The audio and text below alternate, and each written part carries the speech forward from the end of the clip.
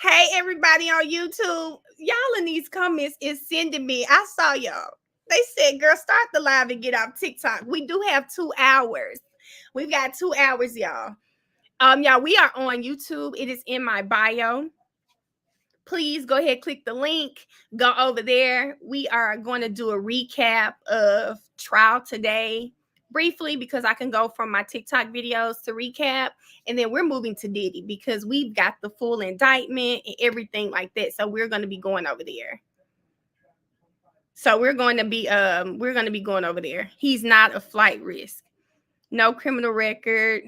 Yeah, Raimi, he may not be a flight risk, but somebody in the comments made a good point. Baby, look what Russell Simmons is. Listen, I think they may be scared. They may be scared. So I don't know if Miss Hilton is pregnant, y'all, but her stomach is starting to poke. It's starting to look like it's poking. Hey, YouTube. Hey, everybody. Surrendering them passports don't mean anything to a man with if he got $18 million that he could just take and pay off that mansion, come on. But yes, everybody over here on TikTok, we are moving to YouTube because we're going to go over Diddy's indictment. We're going to actually watch the U.S. attorney for the Southern District of New York. He actually did a press conference today. So we are going to be doing it. So please move on over from here over to YouTube. We're going to be there for we'll probably be here till about 8:30 or something like that. It is in my bio, guys. What video I deleted, Tati? What video you done deleted? I wanted to watch it. Tati, what video did I delete? I deleted a video about them trying to scam me, but I deleted that because someone was like, hey, you don't want them to get you for doxing, and no, I don't want that. It says it's not available. Maybe it was that video. That's really one of the only ones that I really deleted in the last week or so. Yes, April, another case for us to follow. Hi, Courtney. Hey, Tam. Robin, so what we heard in the comments earlier is that because it's a federal case, it won't be televised. Oh, Booty said not 8:30, 8 o'clock. I love y'all. How long y'all gonna be on? Lulu, we're on YouTube. We'll probably be on for another about 2.5 hours, something like that. It won't. Okay, for some reason, that may be the one you're talking about. I deleted it yesterday or the day before yesterday. Once I don't know what the doxing stuff is, but I was like, you know what? And y'all know what's so funny? I deleted that video, and after I deleted it, I got a notification that I got a violation for it anyway. So it is what it is at this point.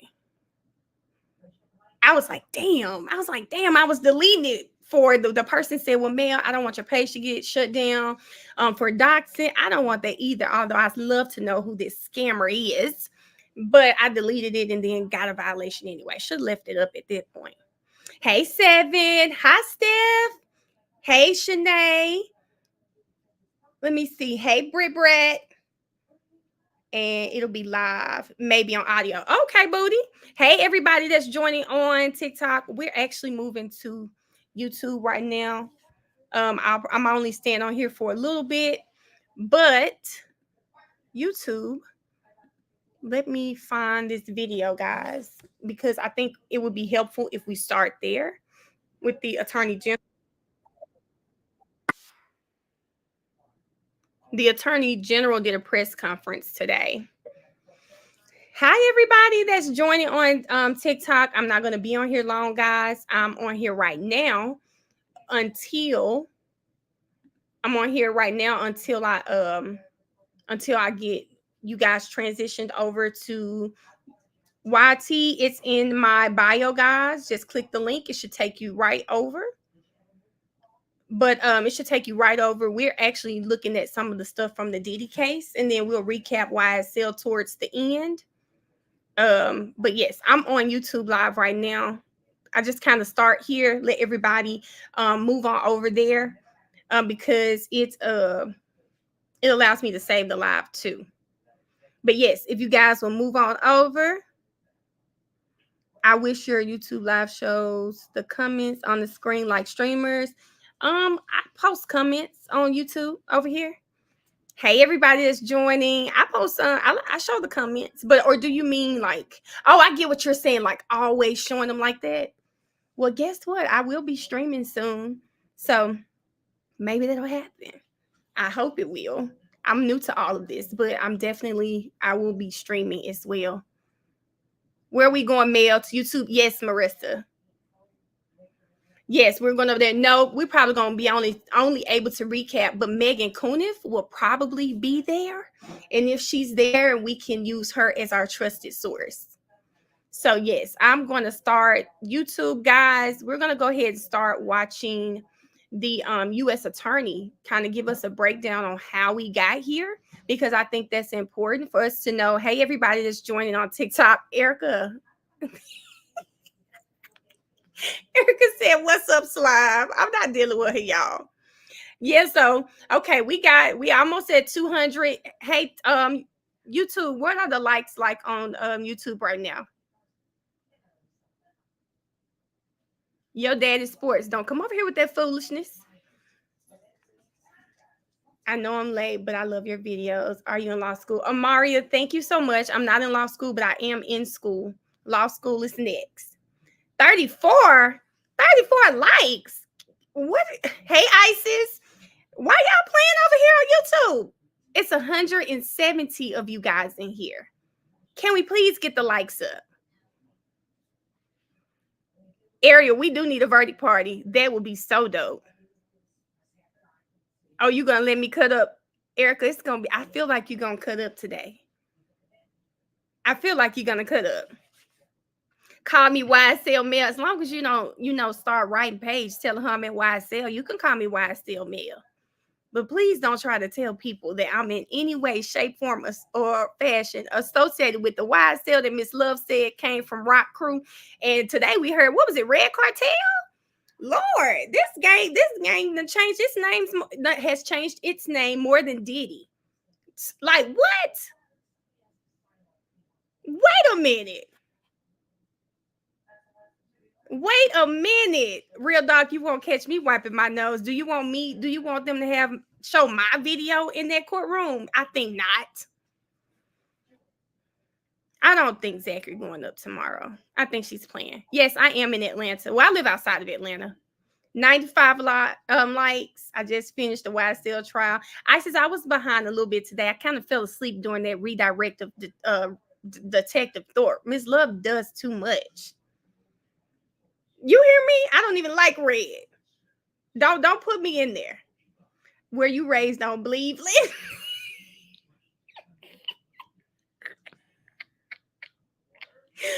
You know what? Let me pin. Who said that? Who said it? Jaquil Nobel. I am from South Memphis, specifically Bunker Hill, baby. Okay. I don't Cleveland. I don't even know where that is. Okay. Child. Have Lil D been discharged? I don't know. I hadn't seen that though. And yeah, I don't think that cop was wiping his nose. Honestly, I don't. Now, if he was, but I think the man was I don't think he was doing that. Why does everyone keep saying they got until November? Well, they keep saying that because they're thinking Fonnie Willis will be kicked out of office, and that Miss Ashley Kramer, she said, if I'm elected, I'm going to dismiss this case, which I think she's race baiting, but that's another story. But hey. Oh, Real Dog, goodbye. Goodbye. Goodbye, y'all. Y'all think so? I don't know. Y'all think he was being funny? I don't know. Nothing about him gave that to me, but hey. But yeah. There we go. See, I love it. Miss Melanie Luther X, girl, I love that. This got a little ring to it. Y'all, where the likes at right now? Because if we get the likes up, I'm going to stop the TikTok stream and I'm going to just move over there. Thank you, because I sure wondered. Oh, Chandra, I'm thirsty to be posting every day. So I think we're in the same boat, girl. I loved Paige handling Miss Love her ass today because she needed it. Well, Portia, if they really look at Ashley Kramer's record, I hope people don't fall for it. But hey, okay, y'all, we're at 107 likes right now. Can we please get the likes to like 150? And then we get the likes to 150. I'm gonna cut TikTok off, and then we're gonna move over. Let's see. I don't know if she's gonna stand on business. Raymond, they in the YouTube chat saying the same thing. Is she gonna stand on business though? I don't know. I don't know if she's gonna stand on it, but I'm gonna tell you today, she really seemed annoyed with Miss Love. And it was, I think, because she was dragging it out. And now, do y'all remember when those police officers were on the stand yesterday? We said she was and it's not just them, other witnesses. We've said that she purposely asked all these questions because she doesn't have someone else lined up. Today proved it. Okay, y'all, we have 120 likes. We got 30 more likes to go. 30 likes to go. We're gonna shut TikTok down and we're gonna start over here on YouTube. My timing is off. Every time I comment, you looking at YouTube. So I'm trying to look at both right now. Because I'm about to shut TikTok down and move over to YouTube. But right now they're getting the likes up over here on YouTube. Hey, everybody that's joining on YouTube. Hey, Kilo, my YouTube, it's in my bio, guys. The link is in my bio. You should be able to click YouTube and go straight over and see that I'm live. She's not going to dismiss anything, guys. Okay, we're at 136 over here. Hey, Kiara, I don't know if it's a wine type of night, friend. I don't know if it's a wine type of night. I try to be off by 8, but I know it might be 8:30. But tonight we got a lot to cover. We got a lot to cover today.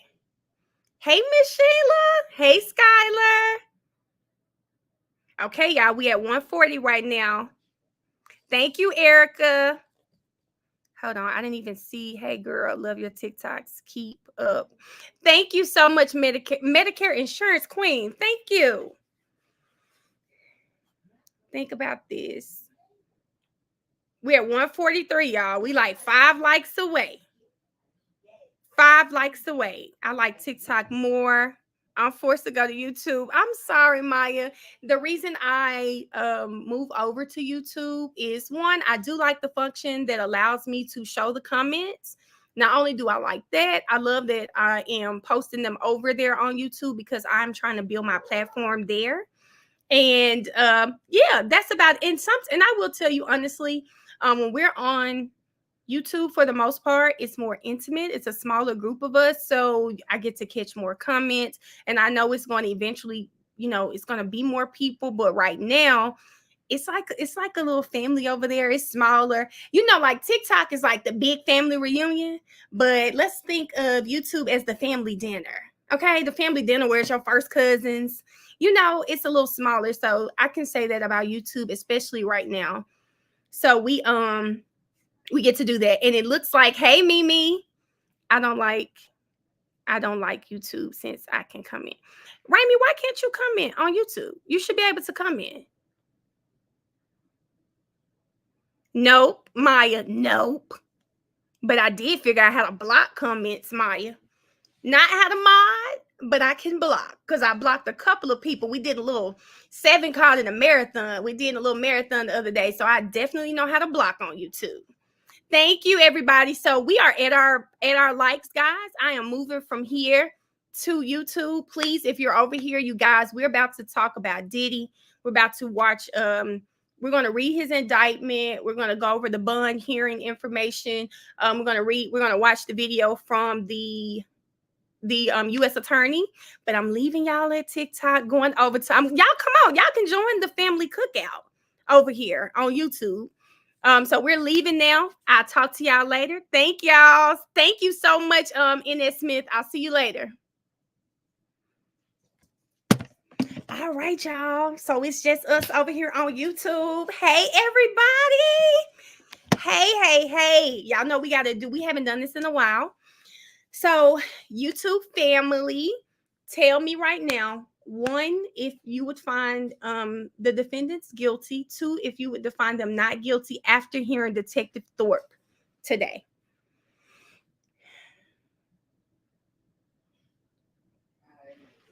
Hi, everybody that's joining. Hello, hello, hello. Okay, Booty's got a 2. Hey, Laquita. Ooh, Serena, you'd find them guilty? Okay, so we got a lot of 2s. We got a lot of 2s up here. We got a lot of 2s. I gotta listen back to it. Okay, so it looks like right now people are still at 2s. People are still at 2s. Okay, so let me pull my TikTok up, guys, because I would like to. We can do a quick recap. Hold on, y'all. Let me close this door. My sister is on the phone. Hold on. Bite, get in here. Come on.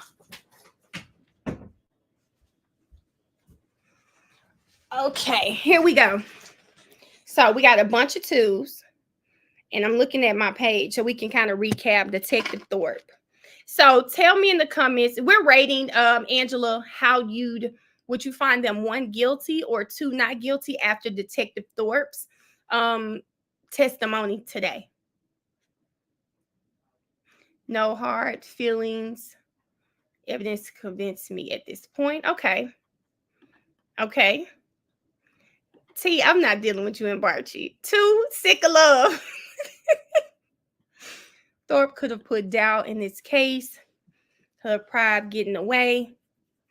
Oh, Boo, do you think Detective Thorpe could have changed anything? Listen, let me tell you something key. As soon as he mentioned Detective Gaither and Detective Dennis, baby, he lost me. He lost me. They did do the crimes. Honestly, feel like they didn't kill Thomas. Okay. Regarding the notes or the infinity. Love was a shame today. She sure was. Hey, Tiffany. What happened to the notebooks? Bernita, you tell me.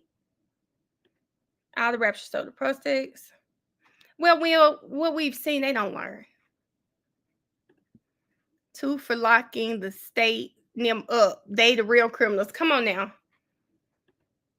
Yeah, it just didn't sound believable to me.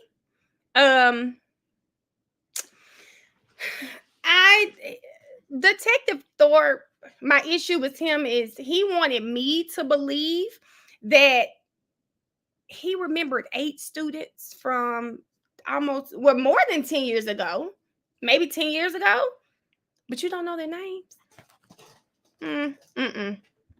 Yeah, it was a no for me. The judge could have called Love out today again for not having enough witnesses. I thought she did, and I don't think Miss Love gonna play with her again.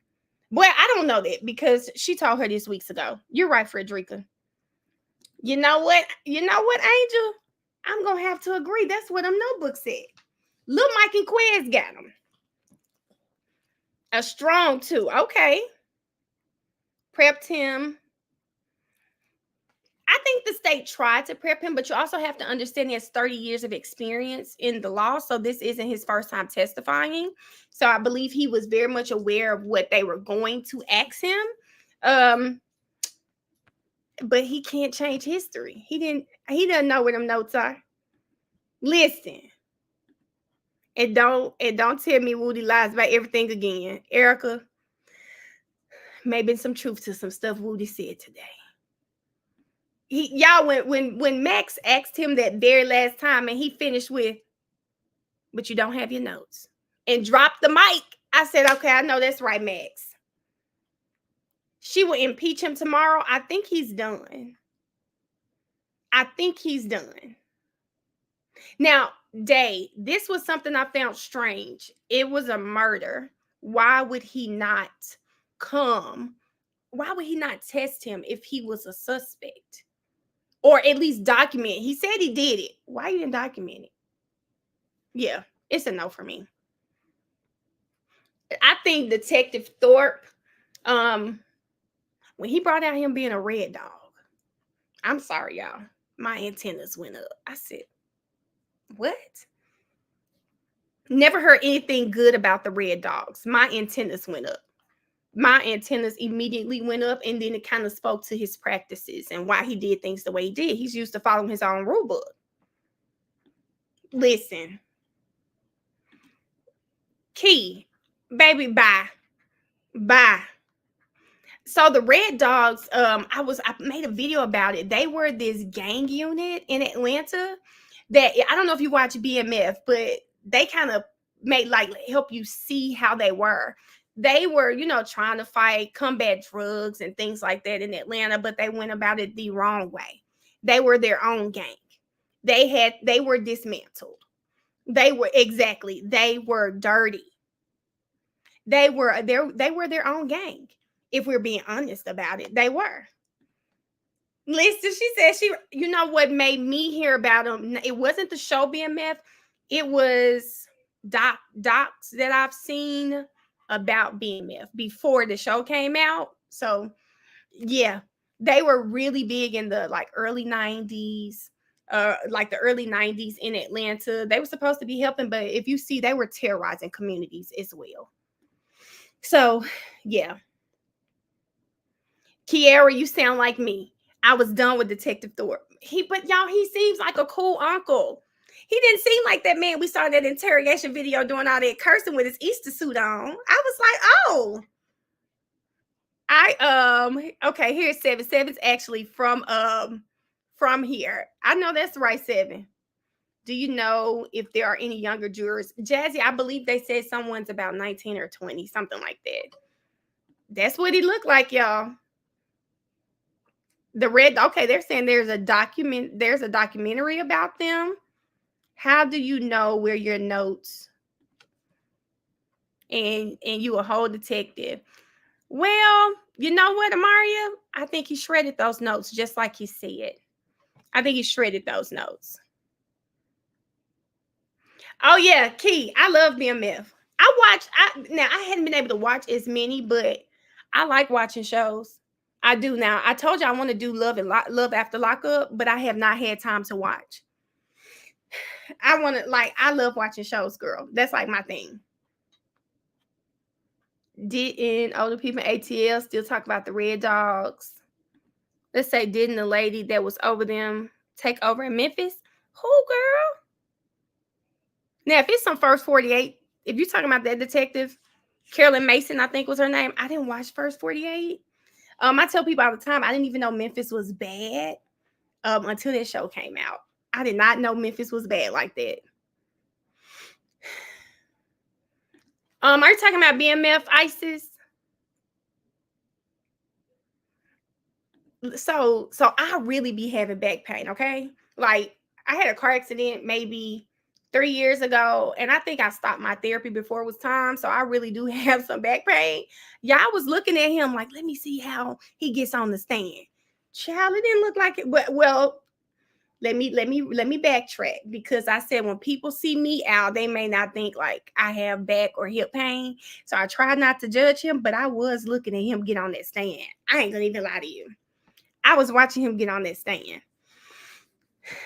I still don't see Memphis as bad people. So, Kaylin, I don't think Memphis has bad people. I will never say that. I just think there is a big part, like a couple of years ago, my niece was at a party and some girls, for whatever reason, wanted to jump her friend.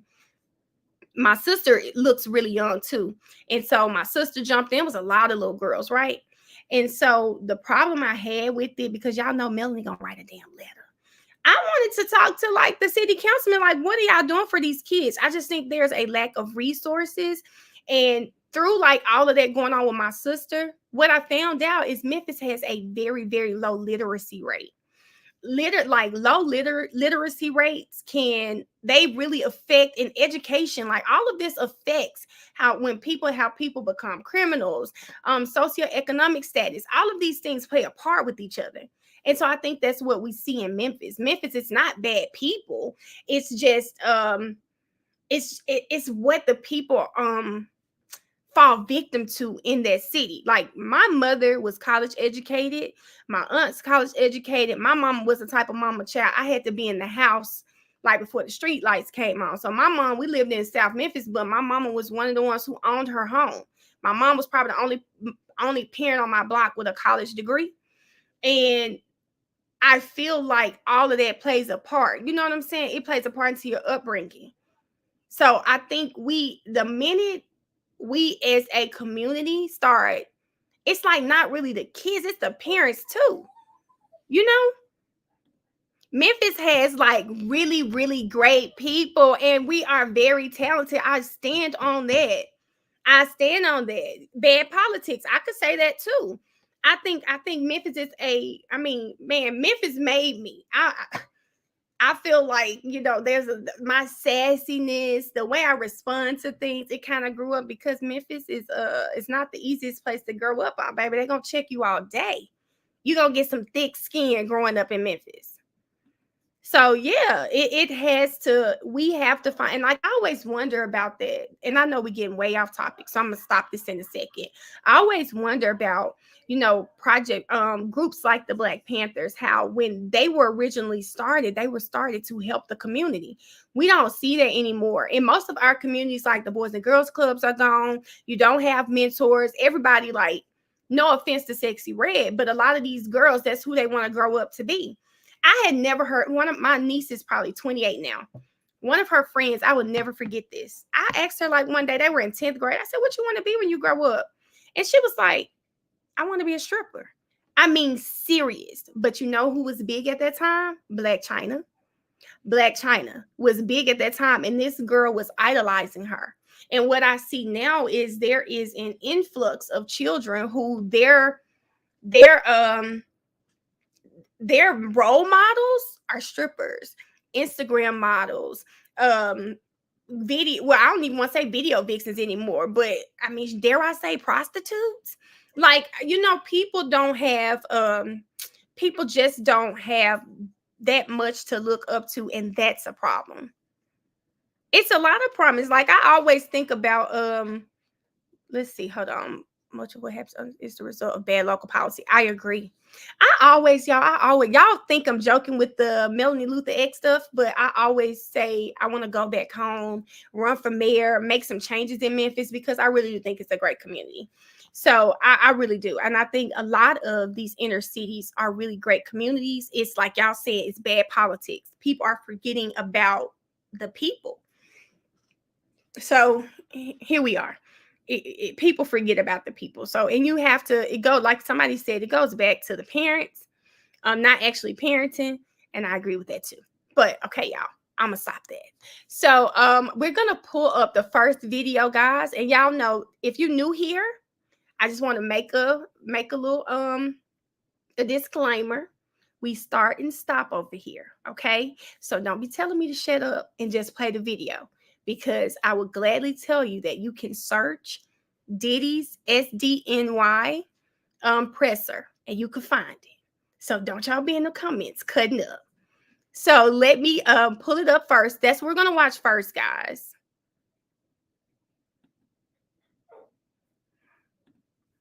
Okay, hold on just a second. Let me share my screen with you guys. And all right. So what we're seeing, guys, is this is going to be the attorney, the U.S. attorney. This is his presser. And y'all, this is the presser where he said he found 1,000 bottles of baby oil at that man's house. Can you let them know? Thank y'all for letting them know before we start. I'm not gonna say I'll never pay for YouTube ads, but I ain't paid for it right now. But don't come in here talk about no YouTube ads either, okay? And don't be coming in here telling me what y'all think I got and why I should pay for it. Because guess what? You can get off the live and go pay for it yourself, and then you won't see ads. But my people said they don't care about ads, so we good over here. So yes. So yeah, so we about to, I did say baby oil, Courtney. I did say baby oil. They said they found 1,000 bottles of baby oil and lubricant at this man's house. Crazy. So I'm about to, we're going to start the video. This is the first video that we're watching, y'all. Listen, this is the first video. Kiara, listen. Okay, y'all, let's go ahead and start it. U.S. Attorney here in the Southern District of New York. Today, I'm announcing the unsealing of a 3-count indictment, charging Sean Combs with racketeering conspiracy, sex trafficking, interstate transportation for prostitution. The indictment alleges that between at least 2008 and the present, Combs abused, threatened, and coerced victims to fulfill his sexual desires, protect his reputation, and conceal his conduct. As alleged in the indictment, to carry out this conduct, Sean Combs led and participated in a racketeering conspiracy that used the business empire he controlled to carry out criminal activity, including sex trafficking, forced labor, kidnapping, arson, bribery, and the obstruction of justice. Let me say a little bit more about the charges. The indictment alleged. Okay, I'm stopping y'all right quick. Did y'all hear them say arson? I don't know if you remember that in Cassie's indictment, she alleged that she left Diddy for some time and she was allegedly supposed to be dating, I believe it was Kid Cudi. Was it Kid Cudi, y'all? I think it was Kid Cudi. And Diddy blew his car up in his driveway. I think it was Kid Cudi. Y'all tell me. But yes, that car, he blew that car up. So yes, y'all, he blew the car up. Okay, I just want to make sure we on the same page. Alleges that Combs abused and exploited women and other people for years, and in a variety of ways. Do you know what's really fun? Making a website on Wix. Now I think you two being messy because ain't no way a commercial's supposed to come up already. You two being messy. Hold on, y'all. Combs used force, threats of force, and coercion to cause victims to engage in extended sexual performances with male commercial sex workers, some of whom he transported or caused to be transported over state lines. Combs allegedly planned and controlled the sex performances, which he called freak-offs, and he often electronically recorded them. The freak-offs sometimes lasted days at a time, involved multiple commercial sex workers, and often involved a variety of narcotics, such as ketamine, ecstasy, and GHB, which Combs distributed to the victims to keep them obedient and compliant. As alleged, when Combs didn't get his way, he was violent, and he subjected victims to physical, emotional, and verbal abuse so that they would participate in the freak-offs. Freak-offs is and that Combs hit, kicked, threw objects at, and dragged victims, at times by their hair. On one occasion in March of 2016, that conduct was captured on video and later reported in the media. Specifically, Combs kicked, dragged, and threw a vase at a victim in a Los Angeles hotel when the victim was attempting to flee. You sure did, baby. As alleged, these assaults often resulted in injuries to the victims, which took days or weeks to heal. In addition to the violence, the indictment alleges that Combs threatened and coerced victims to get them to participate in the freak-offs. He used the embarrassing and sensitive recordings he made of the freak-offs as collateral against the victims. So y'all crazy to think, baby, we're not about to see some of your faves in these videos. Like, have you guys noticed that everybody's silent for the most part when it comes to this case? Yes, Mikey. Hey, Mikey. Everybody is silent. Y'all know why they silent? Some of them probably in the videos. And then the crazy part is they were probably unaware that he was recording this stuff. Ciao. And the indictment alleges that he maintained control over the victims in several ways, including by giving them drugs, by giving and threatening to take away financial support or housing, by promising them career opportunities, by monitoring their whereabouts, and even by dictating their physical appearance. Because of all of this, the indictment alleges that the victims did not believe they could refuse Combs without risking their security or facing more abuse. The indictment also alleges other acts of violence undertaken by Combs and others, including violence against witnesses to his abuse, kidnapping, and arson. The indictment alleges that on more than one occasion, Combs carried or brandished firearms to intimidate and threaten victims and witnesses. Now, Combs did not do this all on his own. As I mentioned, Combs has been charged with RICO conspiracy. He used his business and employees of that business and other close associates to get his way.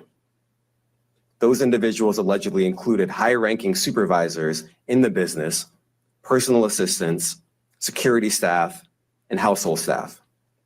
Child. The indictment alleges. Can y'all imagine being with this crazy man and you trying to ask security for help, and security like, no, ma'am, go back? Can you imagine thinking you done got away from him and the security officer brings you right back to him? Y'all know, can you imagine, and I hate to, can you imagine Miss Rita, the house cook, baby? She in there frying up some eggs. You run out the back scared for your life, and she locked the door on you? Like, that's how deep this is. It's his household staff too. Security, everybody's in on it.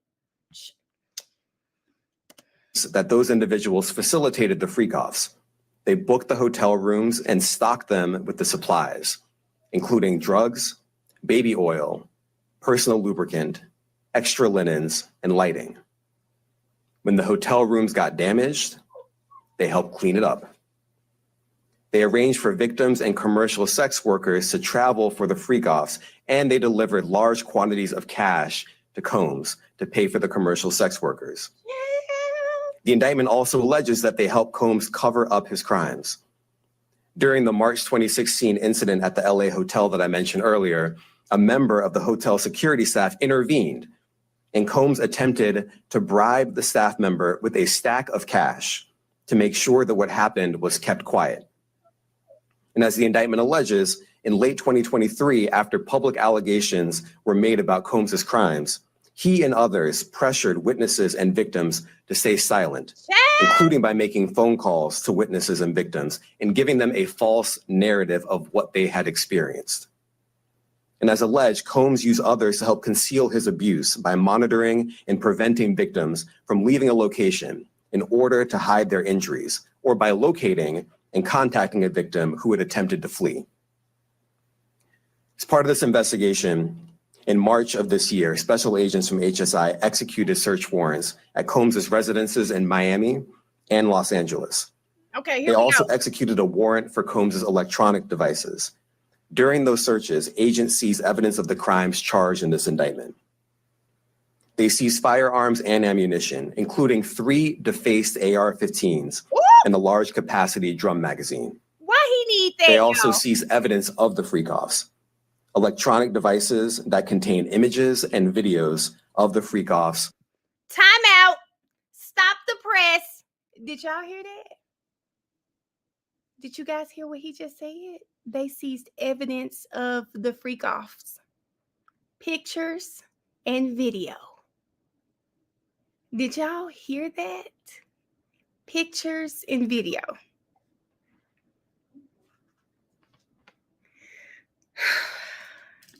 Erica, what y'all say? The feds have a 98% conviction rate.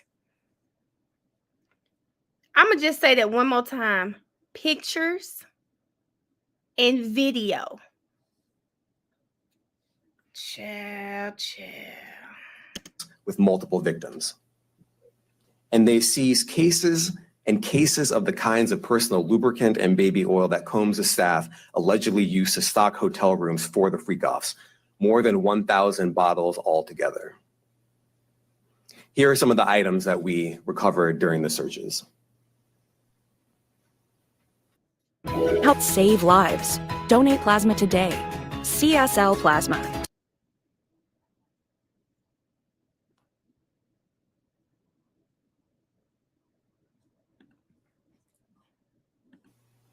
As you can see here, this is a drum magazine, large capacity. Now, why you two want to be messy?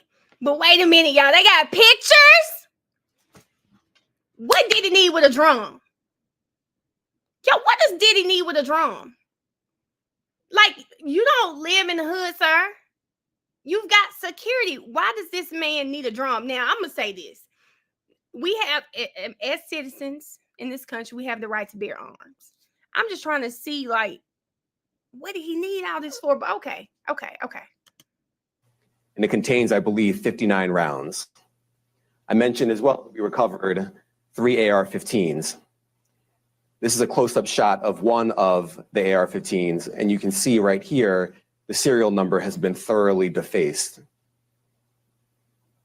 Another picture of more ammunition and parts of 2 AR-15s right there. Now, I want to be clear about 2 things. First, this office is determined to investigate and prosecute anyone who engages in sex trafficking, no matter how powerful or wealthy or famous you may be. No one should doubt our commitment on that. A year ago, Sean Combs stood in Times Square and was handed a key to New York City. Today, he's been indicted and will face justice in the Southern District of New York. He mean big. Second, we are not done. This investigation is ongoing, and I encourage anyone with information about this case to come forward and to do it quickly. Anyone with information can call 1-877-4-HSI-TIP. I want to express my deep appreciation for the victims and witnesses who have used their voices and helped bring this criminal conduct to light. We would not be here without them. I also want to thank the dedicated case agents on the HSI Trafficking in Person Squad in New York. They have been with us since day one and have worked tirelessly on this investigation. They will continue to be invaluable partners to us. I also want to thank the incredible agents and analysts from SDNY who have also provided tremendous assistance on this case. I'm deeply grateful for their continued work. And finally, I want to thank the outstanding career prosecutors from SDNY who are handling this case. Meredith Foster, Emily Johnson, Chrissy Slavic, Madison Smizer, and Mitzi Steiner, and their supervisors, Jamie Backleeper and Jacqueline Kelly. They are members of the Civil Rights Unit. Child, that lady sitting up there 9 months pregnant. What do y'all think it looks like to other women? I bet they put those women on this case purposely. How do you think it's going to look for the jury to see these women questioning that man about sex trafficking? Y'all know they put them up there. I mean, it's nothing but women. Nothing but women. Right, Kendra? We are talking about New York, too. Y'all, led by this black man. Lord, I'm scared. In our criminal division. We created the Civil Rights Unit when I became U.S. Attorney. I'm deeply proud of their work on this and so many other cases. I'll now take some questions. Aaron Katursky, ABC. Thanks, Nick. Damian, thanks. The indictment describes aggressive, open, violent, hedonistic abuse that you say was recurrent and widely known. Why did it take law enforcement so long to intervene? How many women were victimized by Sean Combs and how many others were involved? Look, our investigation is ongoing. We are committed to bringing justice to everyone who's been victimized by the defendant. I can't tell you why it took so long. I think the better focus is on the fact that we are here today. That's right. And we are committed to making sure that justice is done. Well, hold on, y'all. I thought that was all of it. Hold on, let's see if we can find the rest of it. Let me see. MSNBC, that's 6 minutes. Okay, this one's 18 minutes. First of all, I hope Miss Love is watching. He is very well spoken. Oh, I love him. Reese's, they said that they don't think you can have cameras in federal court, so I don't think we're going to be able to watch it. Hold on, guys. Let me see. It started with questions. Let me see.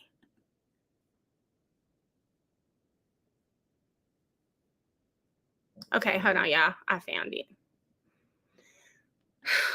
This is a lot. This is a lot, guys. Okay. It is ongoing. We are committed to bringing justice to everyone who's been victimized by the defendant. I can't tell you why it took so long. I think the better focus is on the fact that we are here today. And we are committed to making sure that justice is done. Next question. Thank you. Julia Ainsley, NBC. Thank you for doing this. You said we are not done and that Combs did not do this alone. Do you foresee that there could be other charges related to this case? I'm not taking anything off the table. Ooh, Janet Fisher, Newsday. he seems so. What's the difference between the sex trafficking and promoting travel for the purpose of prostitution? Well, there are different crimes with different elements. I don't think we should get into the nitty-gritty of the legal discussion right now, but the sex trafficking, we believe, they're all serious offenses, but the sex trafficking conduct carries some significant penalties, and we are gratified that we were able to bring that charge. One more coercive than the other? I'm not going to be able to get into that, but you can look it up. And yes, sex trafficking, especially when it involves coercion or force, is a very serious crime, and it carries significant penalties. Oh, yeah. Good afternoon, Darla Miles, ABC 7 New York. Thank you for this press conference and for the details. 2 questions. In context of this indictment and the information that was presented to the grand jury, are you able to clarify the number of victims? It's mentioned plural in the indictment, but can you specify the number of victims just for this particular indictment? And secondly, can you provide details about the alleged arson? Unfortunately, I'm not able to provide either. The number of victims, you are correct. We are intentional in saying multiple. The details of the arson incident are limited to what we have in the indictment and also the detention letter that we filed, which contains more details than the indictment does at various points. But we don't have anything more beyond that. Next question. Lynn Tran, CNN. Are any of his accomplices or associates under investigation? And additionally, could he face any more charges? So the investigation is ongoing. That means both as to him and to anyone else who we believe committed the crime with him. Next question. Juliet Papa. Hi, good morning from 1010 Wins. Any indication that some of the women or victims here were imprisoned in his residences? And did he have locations where he kept them and were not allowed to leave? And also, he's indicted here, although there were searches and raids in LA, Miami. Why in New York?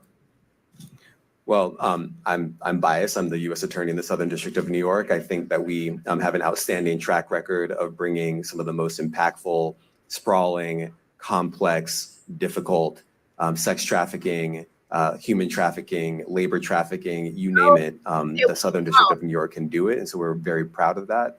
And so the scope and complexity of this investigation isn't something that we ran from. It's something that we embrace, and we will continue to do that.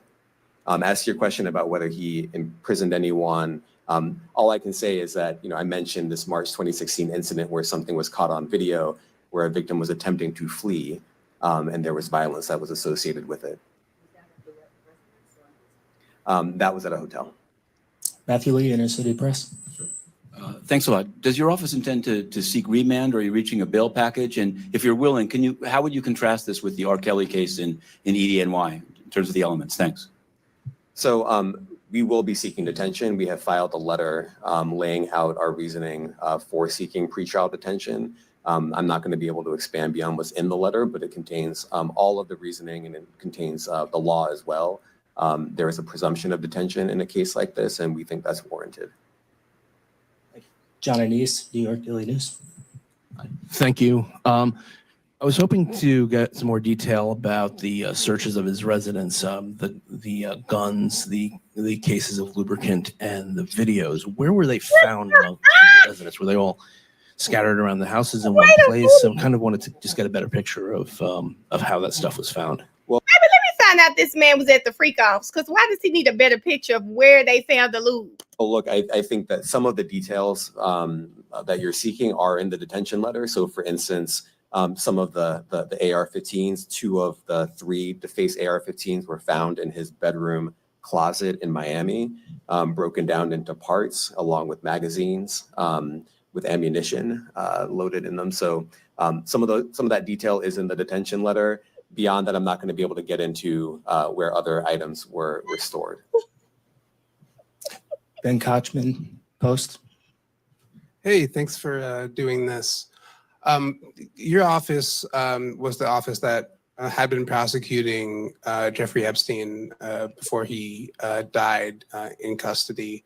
I have not read your detention memo yet. It's the first thing I'm going to do after this ends. But does the memo address, or is your office concerned with Combs's safety in custody, given what happened with Epstein? So we are concerned with anyone's safety whenever they are detained prior to trial. It's part of our obligations to keep people safe as well. It's part of the criminal justice system. So, but I do not draw any sort of connection between Jeffrey Epstein's suicide and what may or may not happen to any other defendant while they are detained pre-trial. And of course, the decision whether to detain the defendant will be up to a judge. Our position is that pretrial detention is warranted under the law and based on the facts of this case. And I'll leave it at that. Are some of the prosecutors on this case some of the same prosecutors that had been handling that or that worked on the Maxwell case? So I'm not going to get into the staffing. I will say that this team, this group of AUSAs, this incredible group has been working on this case around the clock, and they've had their hands full. Next question. Gus Rosendale, NBC News. Good morning, sir. Combs' attorney said that his client has been cooperative with investigators. He said that this morning. I was wondering if you would have a reaction to that. Let me just say this. I think that generally with increasing frequency, the word cooperative or cooperating has taken on tremendous elasticity and no longer really bears any relation to what the word means when we use it in a very specific context. So responding to lawful process and the like does not qualify as cooperation when we use that term here. Mike Sisak, AP. Thanks. To that end, was there any discussion of Mr. Combs surrendering? I understand he was taken into custody at a hotel in Manhattan last night, and maybe that wasn't the plan. Can you elaborate on how that came about and why that was? I'm not going to be able to get into any sort of operational details as to how he was taken into custody and when. He is in custody right now. He will be appearing in court later today. Was there any discussion of him surrendering, given they claim he's cooperating? I'm not going to be able to get into law enforcement tactics or operations. Don't play with this man. We gotta look him up, y'all.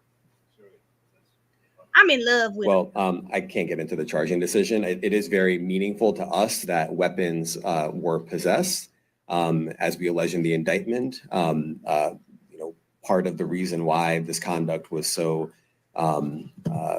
pervasive and harmful was because victims and others didn't necessarily feel comfortable denying him his wishes, as we allege, because of the presence of firearms.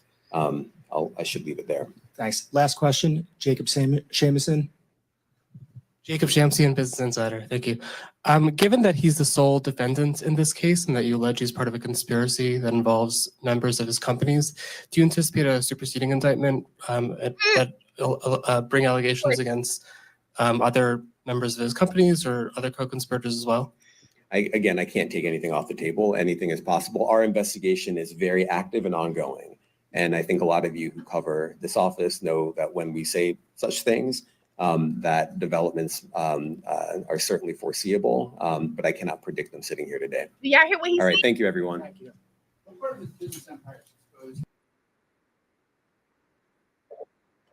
Did y'all hear what Mr. Man said? Let's find out his name, y'all.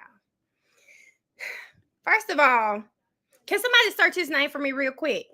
So first of all, what he just said was, if y'all hear us say that things may come up in the future, you have to know when we say it, we mean it. So yeah, he's only naming Diddy in this indictment, but please believe more people could be next. Baby, that's scary. This man does look geeky, but it's something about him, y'all. It's something about him. I don't know. That's kind of hard. Y'all. New York is where he's indicted because they asked him to relocate there. Barchi, stop.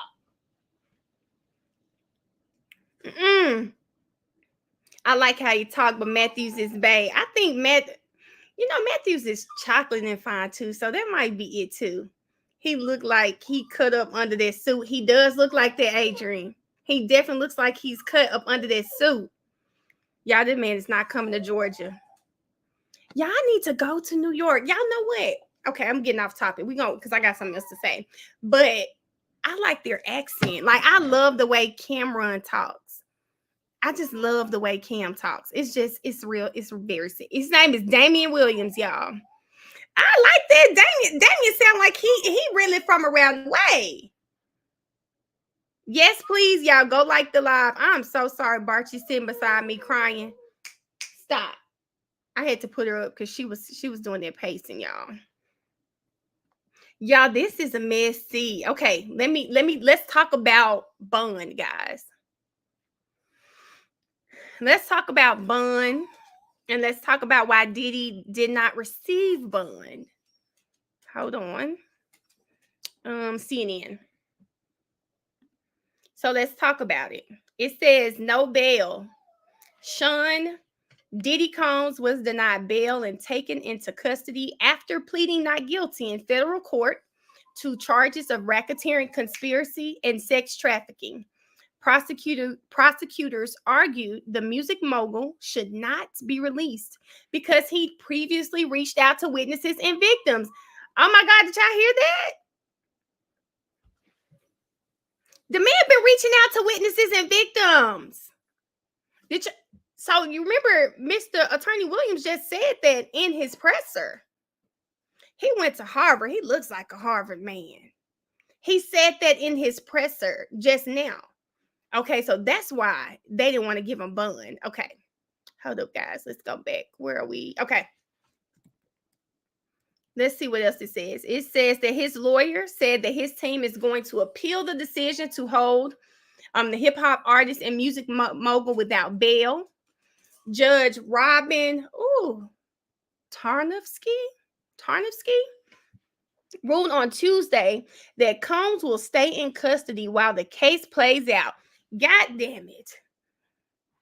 Combs was charged with racketeering, conspiracy, sex trafficking, and transportation to engage in prostitution. Says this is his lawyer, he's going to clear his name and we're going to stand by his side as he does. We believe him wholeheartedly. Okay. The lawyer reiterated that he believes Combs didn't do these things. Combs pleaded not guilty to all of the charges earlier today. Y'all. So can y'all see this picture? So this is why y'all said no cameras, but we get the pictures. So he denied all of the charges. And let me see. He was denied bail. He's going to remain in custody as he faces the charges. Now, the judge told Combs there were no conditions she could find. Do y'all hear this? No condition. Barchi, stop. No conditions that she could find to assure her that he would appear in court if he was released. So she think he's a flight risk. He is a flight risk is what she's saying. She said that Combs' defense attorneys proposed to put him on home detention, house arrest, with a $50 million bond secured by his Miami residence, according to the bail motion earlier. And they said that Combs did not react when the judge made her ruling, and that's probably because he knew he wasn't getting out of jail. Listen. Child. If this man is even $50 million, is probably a dent in his pocket. She said, no, sir. No, sir. That lady said she does not have faith that he'll come back if she let him go.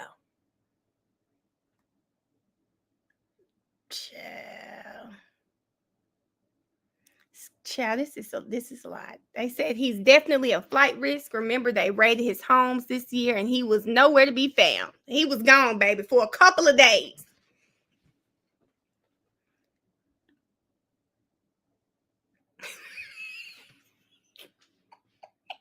Key, what you say? Rico been in New York the whole time. Let me say, we know that he is innocent until proven guilty. I can't say that he's guilty of anything but that video that I saw with Cassie. And what bothered me the most about everything is when her lawsuit came out, baby, he had it settled within 24 hours.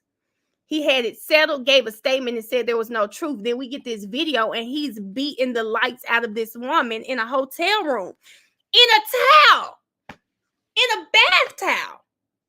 A bath towel. That's what bothered me so bad. He is who he is. Didn't give a damn to be in that hotel. I mean, running down that hotel room in nothing but a towel. He didn't care. That alarmed me. And it made it more likely than not that everything else people were saying was true. Ain't no justice for Barchi. Barchi is over here working my nerves, y'all. Oh, Erica, goodbye. They said the RICO was with Diddy and Pee Wee. Because Pee Wee, that's another one. That someone said on Twitter, y'all always talking about Atlanta didn't blow Pee Wee up. And they said, I promise he was not trying to get blown up. And I'm sorry, I'm inclined to believe it now. I'm inclined to believe it. But keep in mind, Attorney Williams said there will be more people. He's not saying that he's done. Listen, Barchi did get put up for pacing and crying. I ain't got time for it. They said Pee Wee was doing exactly what he wanted. I know that's ISIS, yes. Mr. Farnsworth Bentley, y'all, I think that man is, I think Farnsworth is on an NDA. I do. I think he probably got paid a lot of money, and baby, he's somewhere with his family. I think he got paid. I think he's on the NDA.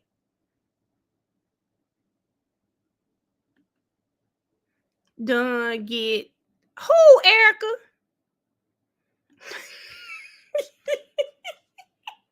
Chad Barchi is not nervous. Oh, okay, y'all. Hold up. I got something else for y'all. Let me see. Hold up. I had one more thing on the Diddy indictment. We already went over that one. We saw the U.S. attorney already. Oh, this was just something that'll probably sum it up for us, guys. This was from CNN. I found this one too. CNN. No, that's not the one. It's this one. Okay. Combs has been arrested in a Manhattan hotel this evening after a grand jury indicted the music mogul. His attorney tells CNN that he is currently being processed.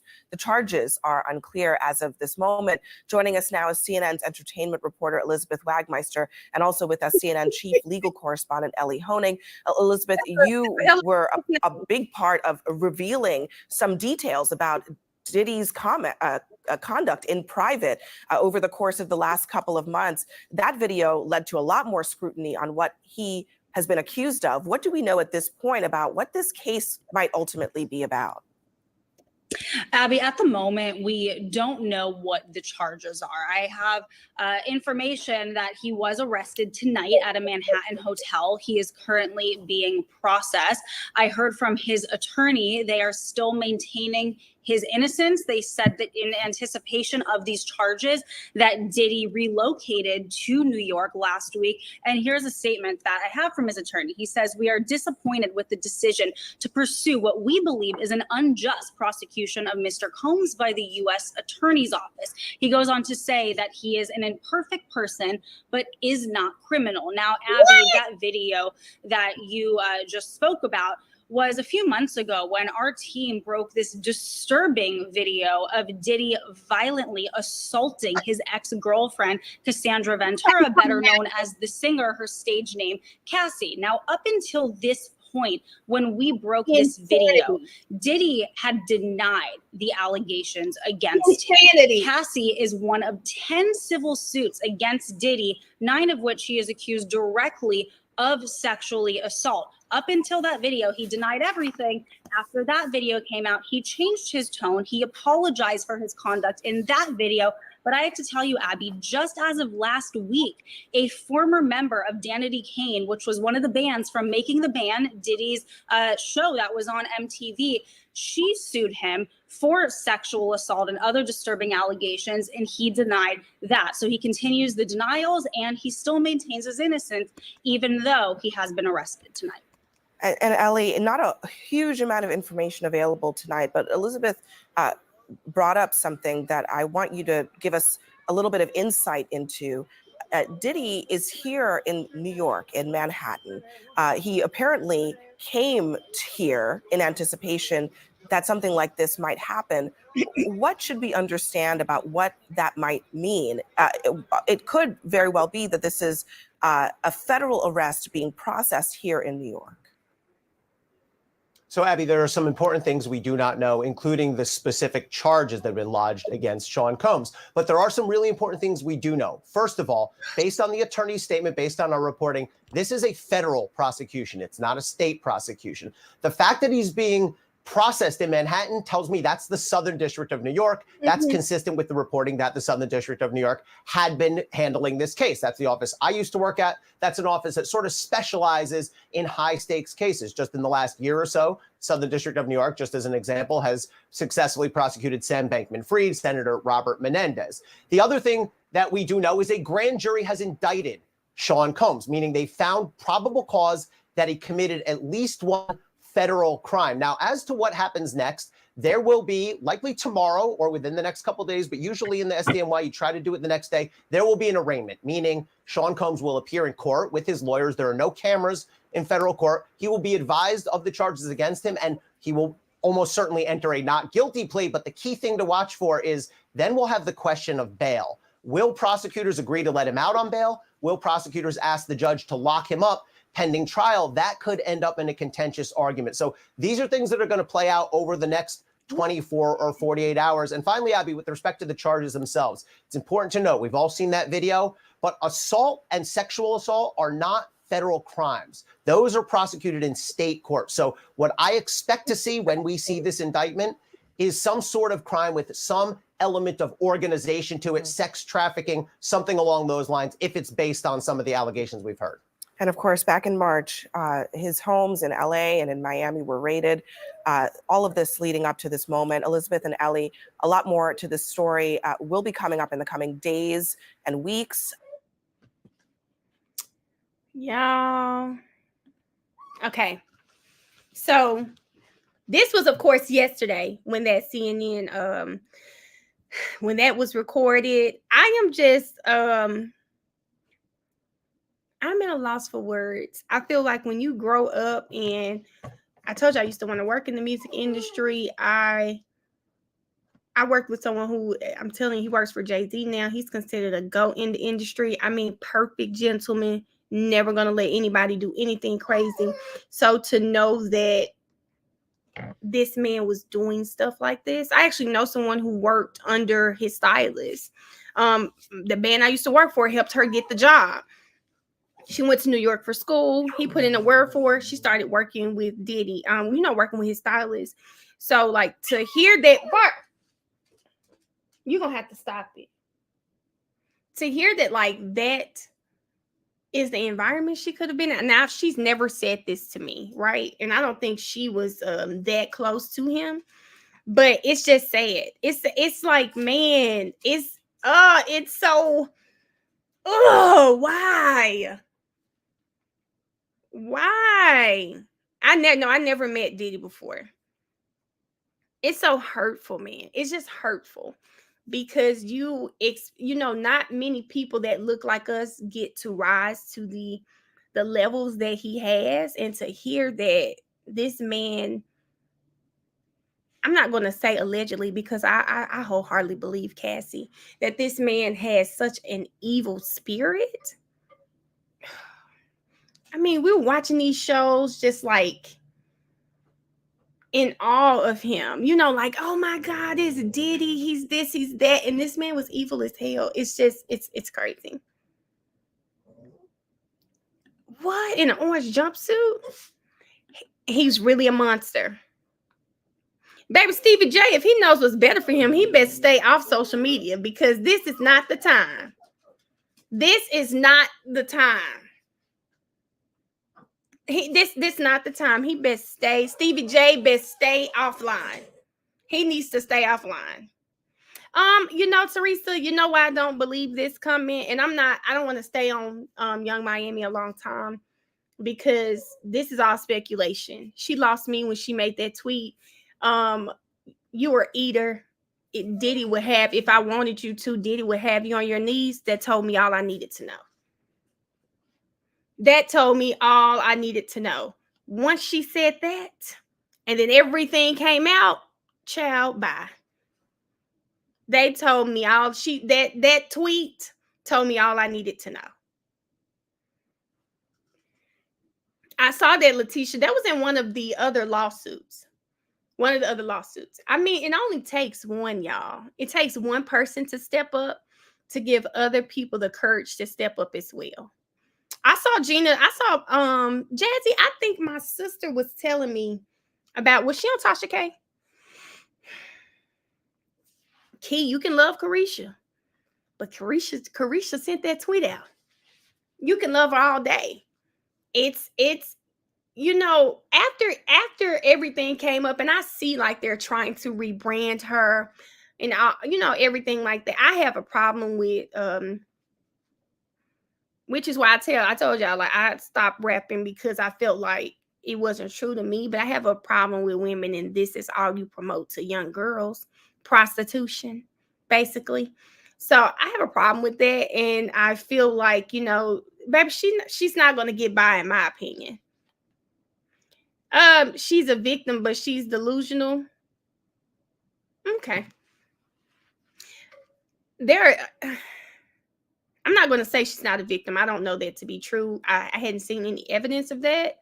But what I can say is the things that she said online in interviews that were outright disgusting. So, not saying that you can't say nasty things and still be a victim. Please don't mistake that for what I'm saying. What I'm saying is some of the things that she said led me to believe she was at least had knowledge of what he was doing. So that's all. Baby TD Jake's gonna keep being quiet. I don't know how she is. Erica, I don't know about Stockholm syndrome. Because I don't know. I don't know. That's why I don't know. My comment was initially to someone saying her saying that she didn't know what was going on. I don't believe that to be true. She might be a co-conspirator. But I do understand how people can get wrapped up in the celebrity and the power of people. And I've never been in a predicament, but so I can't speak to it. But I'd imagine if you're with this person who is in your industry and he's super powerful, okay? And maybe he's nice, but at some point he turns and he becomes this evil man who's doing all these things. I do believe you can be caught up. I can see how that's how a lot of sociopaths are. They know how to work things. Exactly, Isis. Now she's trying to rebrand, and I don't know if the rebrand came after the Cassie thing, but y'all have to think about this. People in here that's from Atlanta. Isis, you one of them. If 7 of you in here, think about this.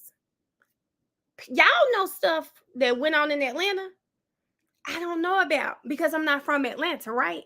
But say I bring up somebody's name, Rich Homie. Y'all know stuff about Rich Homie? I don't know. Y'all know stuff about Thug.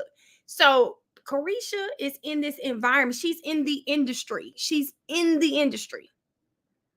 privy to information we're not. So do y'all think she didn't hear about this stuff with Diddy before she started dating him?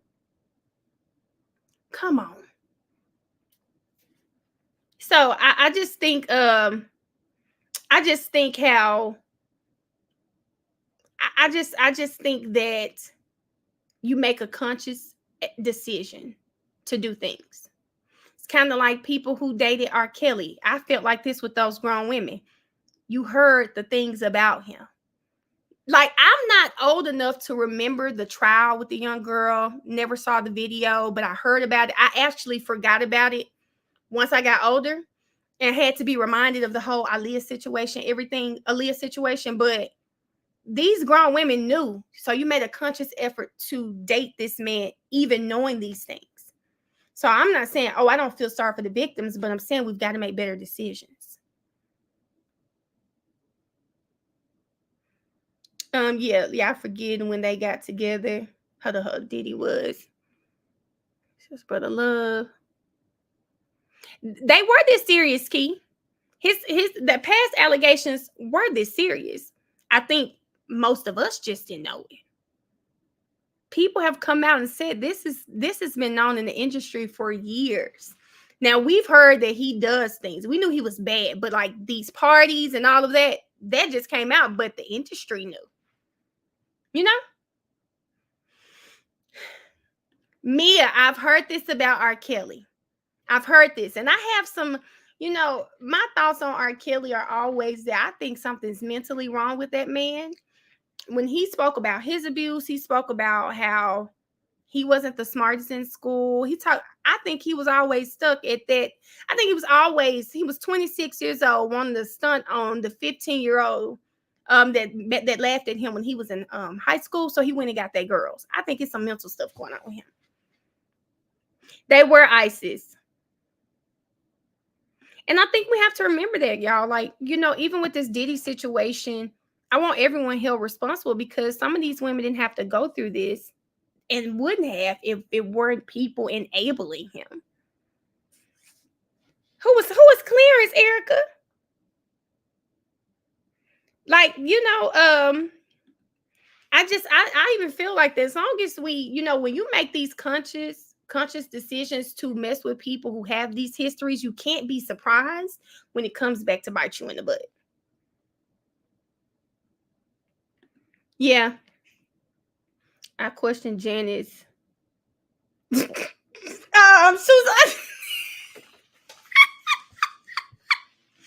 I don't know why his mama wigs always look synthetic.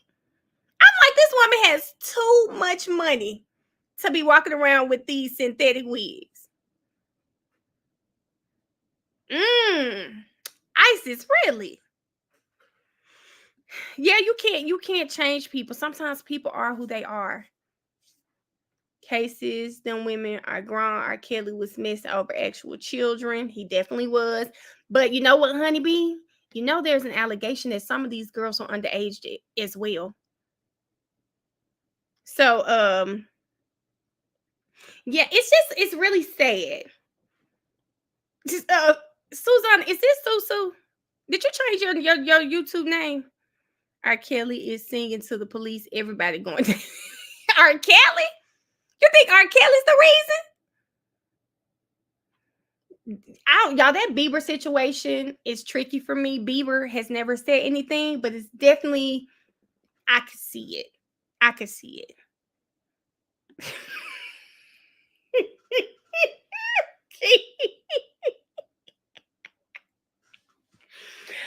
just saying, y'all. I don't. The Usher, the Bieber thing. Like, I just use myself as a parent. My children aren't allowed to just spend the night at people's homes, especially not grown men. Like, I just don't allow that. So it's kind of crazy to me that his mom allowed that to happen. So, and Usher has said that he's seen some wild stuff. Why was a child around that stuff? And imagine what his own boys have seen. Just imagine what his own boys have seen. Hold on, let me see what Krona said. It's too much. That isn't simple. Carisha knew better. She was complicit. Okay. I'm gonna have to agree with Krona too. Ashton Kutcher, Ellen, Beyonce. Why you say those names, CMT? Listen, I'm going to say this.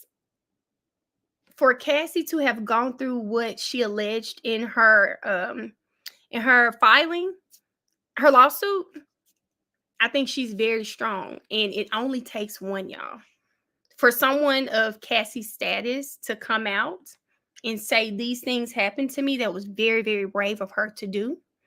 And when you look back on it, after she did it, the floodgates were open. So yeah, it's y'all remember when they tried to ruin Michael Jackson? Yes, Susanna, I remember that. And here's the thing, guys. But I don't think here's the thing. When Diddy, I can't speak for the other allegations because I hadn't seen anything. The one thing Melanie can say for certain is he beat that lady Cassie in that hotel room in a bath towel. He gave 0 FUCKs. And that leads me to believe, I think he's more likely to have not done a lot of things that people have alleged. That video was very telling. That was evil. I have no respect for a man who puts their hands on a woman. None. And so, in my opinion, the rest of it is just going to be extra. And I hope he slowly burns in hell. He has daughters. That's what's so crazy about this. You know what, Key? He was. Half of Hollywood be used to the freak out parties. I agree with that, but in Armenia, I bet they're somewhere scared right now. Usher was at them too when he was young. Yep, Krona. It's just kind of sad. You know, do y'all remember the girl whose parents took her to R. Kelly when she was 17? I can't remember. It was one of his girls. The little pretty brown skin one took her like at 17. When she was 17, I had to be, this was probably about 5-6 years ago. So I was probably right at 30, 31. So this girl, your mama took you to him after all of this stuff came out. Come on now. You gotta hold the parents accountable as well. Like, no. Jay-Z is his wingman. Twitch at Ellen. Okay, that makes sense. We're gonna see what happens, y'all. We're gonna see what happens with this because I do think I'm gonna put the link in the chat, y'all, if y'all want to come up. Let me see. But with Cassie, she ended up as a victim, but who's to say she wasn't helping him with the parties at first? You know what, Key? My answer to this question is I firmly believe her lawsuit. When she got with this man, he was supposed to make her this big star. Okay. She had that one song, You and Me. She was supposed to be working on her music. Sometimes you want stuff so bad, you'll put up with anything to get what you really want. She really wanted to be a big artist. Once he made her his girl. I don't want, men can get like, I don't want anybody looking at you that way. I don't want you out there anymore. Now your dreams got to be on hold because I need you at my beck and call. She says that he drugged her. He would beat her. He would force her to do things. I think she was definitely a victim and definitely was probably really hoping that, you love a person. And I've never been in an abusive relationship. So this is, what would they say? This is speculation, hearsay, that I think she really thought this man was going to come through with his promise to make her this star. And then you look up, we're going to do it next year. Next year turns into 5 years, 6 years, 7 years, 8 years. I think that's what was going on with her. I think that's what was going on with Cassie. I don't think she was complicit. I think she was a victim and forced to do these things. So, but women who get involved with him, his baby mama, the new little baby, you're not going to tell me you didn't hear this stuff too. So I think Azriel, that's her name, y'all. Azriel, that's her name. The minute I heard her parents, and you let this man take your child at 17, this grown man who's previously been accused of abuse of children? Listen. No. No. Okay, y'all. I'm about to put the link in. If y'all want to come up, please remember, y'all, no cursing. No cursing. Even if you got a theory about what happened, let's try to keep it respectful, even with the theories. Okay, y'all? I want to know what a black book at too. I just put the link in, guys, if you guys want to join. And TF, I heard that too. He will force her to do things. It's really such a sad situation. So I'm very eager to see how this case plays out. Well, you know, Ash, when you say mutually in a toxic relationship, I think if it's gonna be 50-50, like somebody has to, but they both have to have power. Cassie had no power. She had no power. Now it makes sense.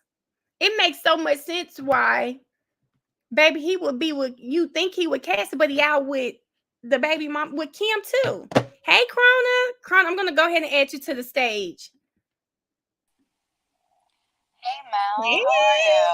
I'm good. How are you? I'm good. I'm packing. My house is all my stuff got taken. I'll be leaving on Sunday to This one, Germany. are you excited? Right now I can't get excited because there's too much to do. It's just one long to-do list. So maybe when I get there, I'll get excited, but right now it's just another task after another task after another task. I get that. I get that. So I'm gonna go ahead and be quiet. And Erica has a picture that says no Diddy. I'm tired of her. I'm with you, Erica. Yes, So ma'am. You tired of me? Erica, I'm not dealing with you. I'm not dealing. When I saw no Diddy, I knew it was you. Hey, I knew it. no Diddy. I knew it. Yes, Krona. Yes, ma'am. What's on your so mind? So I was a sexual assault response coordinator for Mhm. the Army for about, I'll say like 14 years or so. And I had the unfortunate opportunity of handling a lot of cases. And it really, my experience started when I was a very junior. I think I was like 19 years old. A friend of mine had gotten sexually assaulted. There Hey, was a court essay. just There was I'm sorry. You're right. There, there was a court martial and all this. So I got to, because I was there, I had to pick her up. I took her to the hospital. So I was very much involved, and that's what led me on this path. But I start off every training session that I get, and I use this story because even though I knew my friend, right? Like she was my friend, I was the person that she called immediately afterwards. I didn't even know how to drive a stick, but I got us to the hospital. Like all this, I still had questions, right? I still questioned her, Why? right? Things didn't, when the investigator, I'm gonna start looking away because I'm embarrassed at myself. So just Oh, understand that. But I'm gonna be transparent, right? Because this is important. Um, when the investigators was asking me questions, they would say stuff like, well, she waited until she found out that they were married because there were multiple offenders. She found out until after she found out they were married to press charges. And I was like, well, that's weird, you mm, know? But really, how someone who experiences that type of event, SA, they handle it quite differently. I And agree. depending on the situation. So this is a junior soldier, maybe 18 or 19 years old was our age at the time, underage drinking, right? So you're already doing something you're not supposed to be doing. So do you want to go tell? Because that's going to have implications on you. And if we think about these other people that are going to Diddy and he's got this power over her, and we're comparing Cassie with Carisha, And I think back at another case that I had, which one of my friends was the offender. Oh, wow. I couldn't be involved in that case, but my thoughts, and I'm gonna be honest again, my thoughts was, well, I was drunk with him all the time. He never did it to me. He never Mhm. did it to me. But that doesn't mean anything because I'm loud and I get an attitude and I fight people. Like, of course, you know what I mean? Like, he's And not going to do that to me because he knew that I would fight him. So, and then this other person was much more quiet, wasn't a part of the group, was an outsider of the group. So, this person had the support of all of us and all of our friends and had the support of the sexual assault response coordinator. How'd that look? So, these are all the type like that. I tend to recall these experiences from when I was younger and the doubts that I had and the judgments that I passed early on whenever I see these types of cases play out because we don't know, I don't like what Carisha tweeted either, right? Like it's not favorable to her. Right. Maybe she was involved in certain stuff and she thought the other people were down for it too because she was Yeah. down for it. That could be true too. Maybe he didn't hit her, right? Maybe she didn't try to leave. So why she don't need to get beat because she acted right. Like these may be the way, this may be the way that she perceived the situation. So I just try to look at it and remember the mistakes that I made as a very young person and the judgments that I passed. And try to view it that way. And it's super easy for us to say in our right here, right? I would never, he could never, that could never. And I still say that because I almost crashed. I was in a Lyft car and the Lyft driver tried to get slick with me and I just grabbed the steering wheel and I told him I'll kill us both. Oh, Lord. But who is crazy enough to do that? Me. But how many other people you may have children. I don't have children. I don't have a husband. I don't have a spouse. You may not want to crash this car. Yeah. So that's all. But yeah, I agree with you. I agree with you too about, it's easy for us to say what you really won't do when it doesn't happen to you. I also agree that sometimes, people in certain situations, they can behave one way with you and a totally different way with another person. So thank you for sharing that. Thank you for sharing. No problem. Thanks for having me. Bye. All right. Thank you. Bye-bye. Okay. I'm going to say this, Mia. I just got through eating your nasty A&R barbecue. But don't get on your feet. Don't get on your starting like that. But let me tell you, I remember when Cassie was dating him while he was still with Kim Porter. And Cassie helped him put together this elaborate birthday party for himself. Mm-hmm. And all of a sudden, Kim said, well, I'm coming too. He told Cassie, well, you got to stay at home. After she put in all the hard work of putting that party together, he made her stay at home. Yes. No, ma'am. Yes, you got to remember Kim Porter was a model. So Kim got a couple of friends that were high up. Like, what's the one that was married to the Simmons guy that ran overseas after his charges? Kamora, yeah. She had a lot of high power friends in her little circle. So what she probably said, Diddy couldn't do nothing. But I think Diddy did her like he did Tupac and Biggie. And some people know about that. Miss Sheila. But anyway, maybe funny and Miss Love can learn something from this man because that man was very, very intelligent. Oh my God, I love him. Oh my! Let me tell you, if I had to watch him in court every day, because baby, Miss Love didn't know what a 403A objection was when Shar gave it to her. Did she pull out? Wait a minute! Did she pull out that red book on them people? Girl, it took her Atkins and Hilton to look in that red book trying to find it. Listen, then when they went up there, Brian Steele said, "But you on another case with Love as a witness, and Shar was the defender. Yeah, I tore some notes up before you even came to court." Miss Sheila, that man said shreds his notes. I said, Lord, Brian, boy, we should have known when Brian Steele came to that podium with that long folder. He should have known right then Brian Steele was on his bully. Brian Steele came with a big tall file folder. I said, wait a minute, did he go to the records office and request that? See, Brian still need to be up there with that man because Brian's still too good to be down there in Georgia. He does. But I'm gonna tell you who's handling Cordarius Ryan, Lil Rod's appeal. It's Brian. Steele. Yeah, it's Brian Steele. Brian Steele.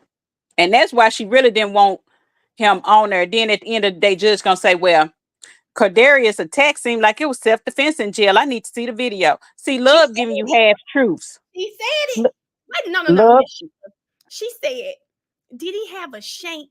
And Miss Love like, well, he ended up with one. Baby, that wasn't the question. Did he have the shank? He did, trying to take that little boy commissary his daddy don't worked hard for. And his dad ain't in good health. Oh, I'm gonna fight for my commissary. Listen, but I just think a piece of this, we need to look at the full context. He's very young. Probably gets picked on, and those boys probably are the reason he can still be in court today and wasn't unalive. You never know. We don't know the full context, and Miss Love not gonna give it to us. Like she told the judge, she didn't know Zachary had just got out the hospital when she arrested him. Didn't want to bring up the detective that arrested him. Yeah, put him on the stand. We got a few questions for him. He better be the first. He better be the first one in court tomorrow, because you've been warned to have your witnesses there. He better be, Miss Sheila. But Miss Love, I think, is going to continue to. She's going to continue to do this. She's going to continue to do this until Paige really says, okay, this witness is off the list. I hope she started doing it. 128 witnesses. But I think at this point they need some help dwindling that witness down. No, what she did was, because Steele objected to some, she wanted to bring in 20 more experts. You don't need 20 more experts. Oh, I'm sorry, y'all. My dog got a collar stuck in this crate. She's doing too much.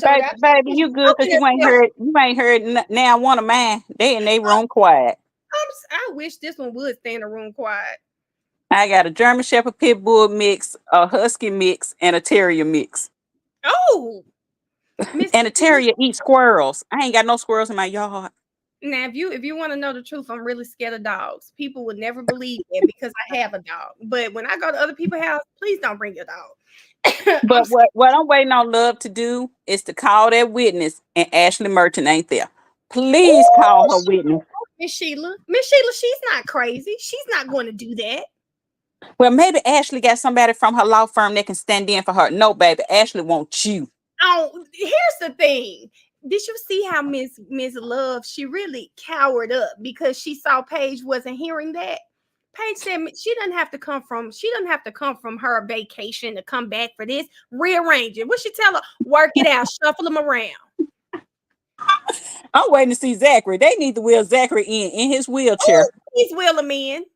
Wheel him in with his IV and everything all in his arm. Wheel him on in. Oh, God, Miss Sheila, if Quindarius Zachary show up to that courtroom in a wheelchair and an IV, one of those little, the IV stand rolling by him, I'm done. Oh, Miss Love's gonna look terrible.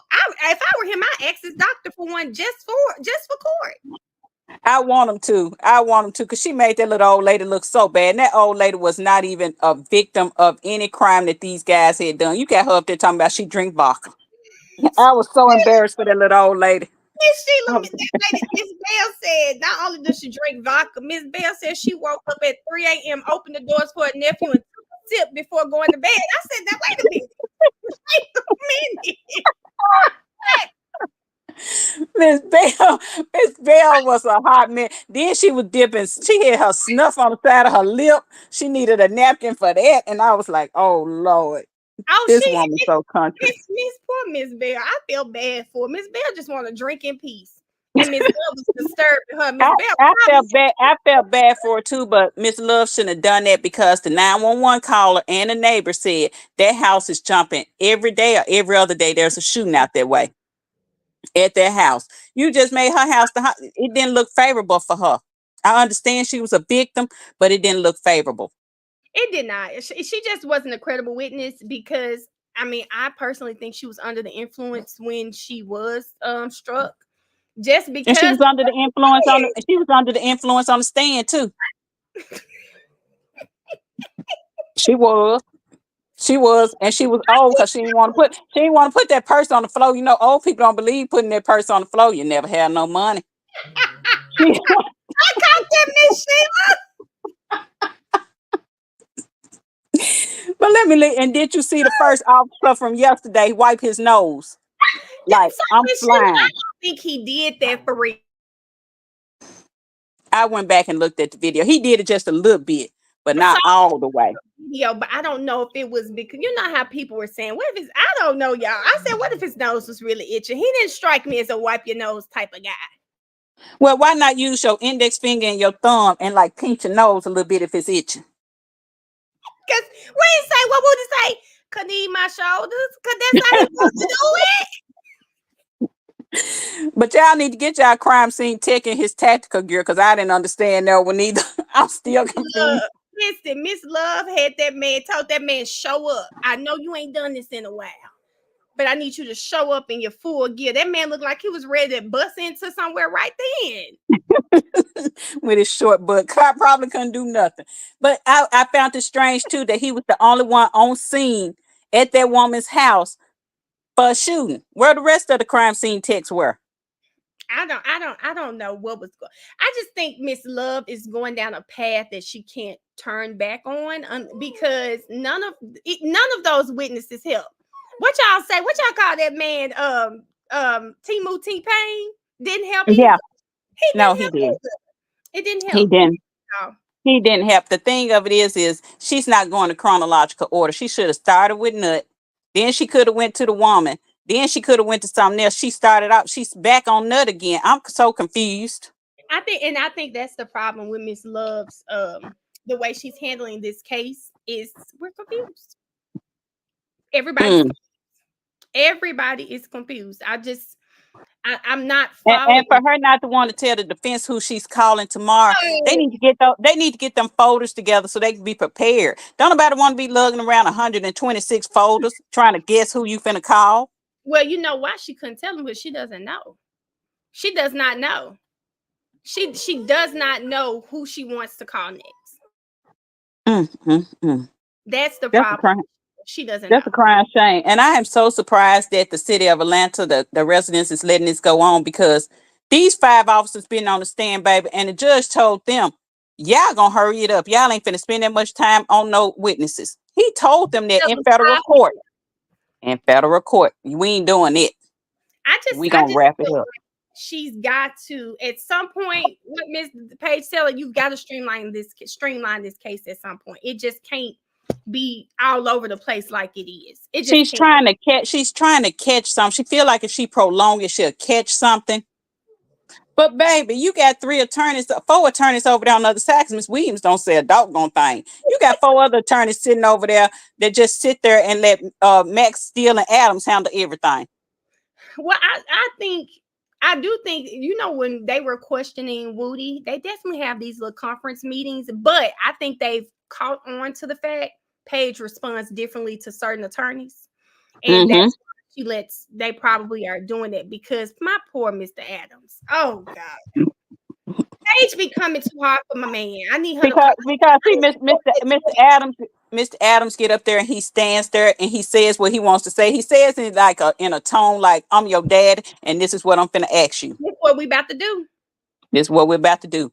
But did you check out Weinstein tweeting in the middle of court talking about you need some dressing for that word salad? And he had Patrick chewing on salad. Wait a minute. I did not see that. I'm Miss Sheila. I was all into court, but baby girl to sleep as soon as she started that redirect. That redirect of him, it took me out. It did because Miss Love, you know, redirect is not supposed to be a whole new direct examination. Miss Love. But then she got a chance to do a redirect, which I thought the judge shouldn't even allow that. You accomplished nothing. But you need some. She needs some dressing for the eggs for that salad, cause their word salad. Cause baby Weinstein in court tweeting ain't finna get on my nerves either. I'm tired of it. I didn't catch him today. I'm gonna have to go back and check. I'm gonna have to go back and look at his Twitter. I did not catch that. I did not catch it. Like butterfly, I just added you up too. Oh, hey, I just wanted to say I came up here about Puffy, but then y'all talking about Thug too. I can say that about the Thug trial. Don't mind Love, us, butterfly. You know, I told y'all this is the small family, the family reunion. So like we talk about a lot. So you can talk about both of them. I'm new to the family. I've only been watching for 2 weeks. I'm not a big TikToker, so but then now I'm looking at you on TikTok. I think you're beautiful and you're great. I love your show. I love it. And I said I gotta come up here. But going backwards with this love, what love don't know how to take a L. And then what she did was she lose, and then she try to come back and she lose even more. The day I'm like, girl, if you don't sit down and take your L and just keep it pushing, but she doesn't know how to just take her L. And with Miss B or Miss Bell, what I thought with her when was and I didn't want to interrupt, but do you guys remember when first of all she had when the police officer said there was already bullet holes in that house and they had to patch those bullet. I'm like, what's going on in that house? Well, somebody said that Miss Sheila just said they said it's always jumping. Yes. So I'm like, why did they just taking anybody and putting them up there and making them Well, look more and more stupid? I'm well, like, I'm gonna say this. She's a little old and she likes to drink, so her nephews and nieces come over there and run her house while she's in the back room doing her business. Oh, And that's I'm gonna say that love y'all. I'm finna jump down into the chat so somebody else can come up. Thank you, Miss Sheila. Thank you. Y'all have a good one. you have a good one, Miss Sheila. You have a good one. But yeah, I just wanted to make that because we went to Thug and I've seen every single day, and to this day I still haven't seen Rico. Like I've and huh? Rico's gone. Rico in Miami. I just cannot. I've never seen, and then they to this day they still have never shown one crime that Thug has committed, and I'm like, yo, like this is just that whole case is just that could be anybody's child. That could be anybody's child, and I feel sorry for them boys having to sit in jail and sit through all of this. You know, it's just crazy. It's just crazy. It has. Are you from Baltimore? How did you know? Yes, I am. They're in the chat saying Baltimore in the house, so I had to make sure we acknowledge that. Yes, I'm from Baltimore. I'm from Baltimore. I sure am. Okay. Yep, yep. They clocked it. They clocked it. So they They were clocked my accent. yes, ma'am. They sure did. But You can't get around it. Everybody knows Baltimore straight up from the beginning. Yeah, but I'm from Baltimore. But yeah, I'm not gonna stay long. I just wanted to come up and say I'm new to your channel. I love it. You're great. Your spirit is like off the meter. You know, I want to say on a Puffy thing, I feel sorry for them kids. I really do because I'm like, hopefully he had enough time between when they raided his house till now that I'm hoping not for his benefit. I am hoping for the children's benefit that he moves some money around so when he's gone, that they can still survive. That's my main thing. I'm just hoping that. But for him, he need to get everything that he deserved. I don't feel sorry for him, not one single bit. And I think that he also, like some of those people in there, I feel like they would do that trafficking. He was probably sex trafficking, human trafficking, and everything else. I saw some immigrants, they were pulling them out of that house when they raided that California one. So I believe that like some of these situations, he's probably even drugged some of these people, and they're like, oh, and then people are going to say, oh, they made a choice to be there, and I'm waiting for that because I can't stand that because some people actually are weak in the mind. because of their whatever. They could be drugged, they could be anything. We really don't know. And until you sit down and study and read about human and sex trafficking, you don't understand what those people are going through. You don't know. You really don't know. But I just think he deserves anything he gets. He deserves. I pray for those kids. And those boys, I think that he was conditioning those boys to be in the next, and next command of that empire. So they better watch them boys too, because my one girlfriend said the one by I'll be sure no, but Just a second for me. People that are in the chat, you might be new here, but we try to keep it positive over here. We do try to limit 2 to 3 minutes when you come up and talk. Say what you got to say. If it's bothering you that bad, just log off, because what I don't want you to ever misunderstand when you come over here, we are a community over here, and we like to keep it positive, drama free, all of that. So please do not be rude to me or anyone else that's up here speaking. Simply because I wouldn't let anyone be rude to you. And y'all don't know, but I learned how to use that block button on YouTube. And I will hit that block button.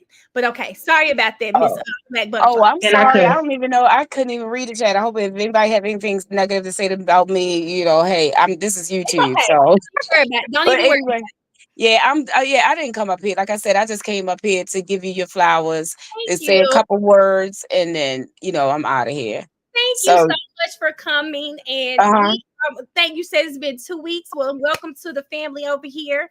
And we are here all the time, girl. Sometimes we aren't here late at night, because as I saw the other night, some people don't mind sitting up and talking with me all night. So I hope to see you again. Thank you. You're welcome. Have a good one.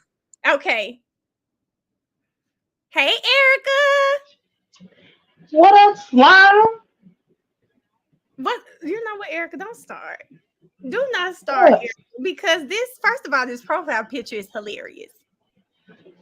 So I didn't know if we was gonna do Diddy or if we was gonna do YSL, because I can talk about either one. You can talk about either or. We're at this point, we got the floor open, and we know that those are 2 things that we got going on. So if you want to split the time, friend.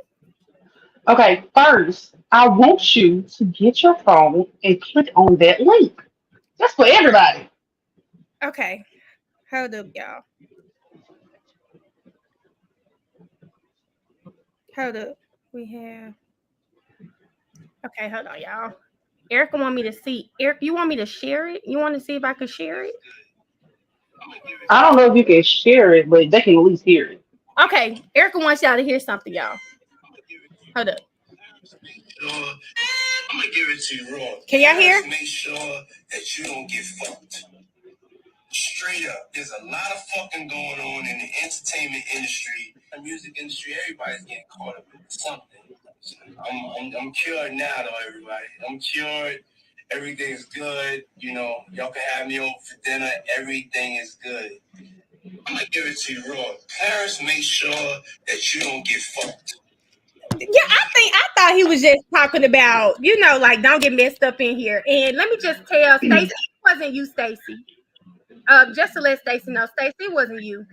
I can't remember the name, but it wasn't you, Stacey. I wasn't speaking to you. But yes, Erica, maybe I felt like he was just talking about the industry in general.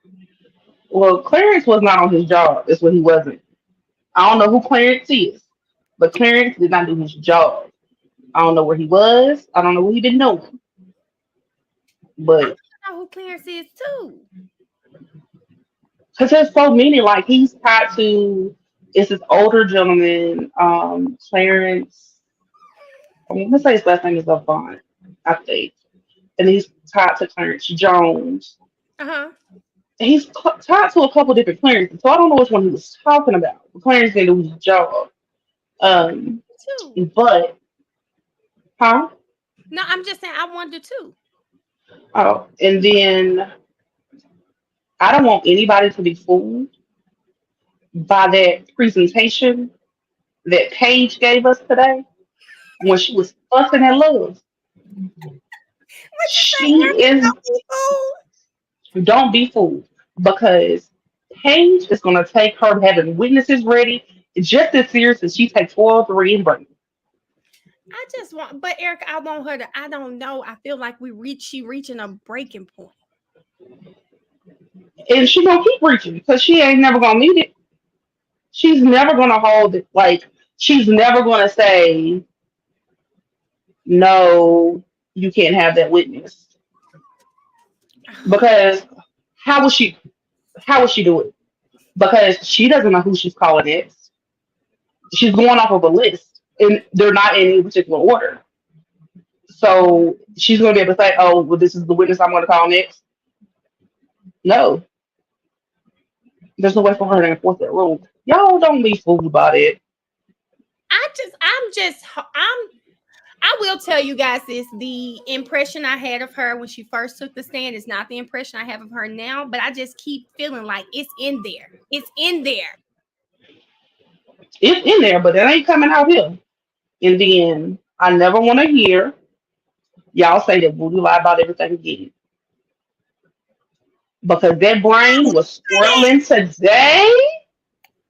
Honey, when he said, what did she ask him? He said, on time. She asked about his education. And he said he completed high school on time.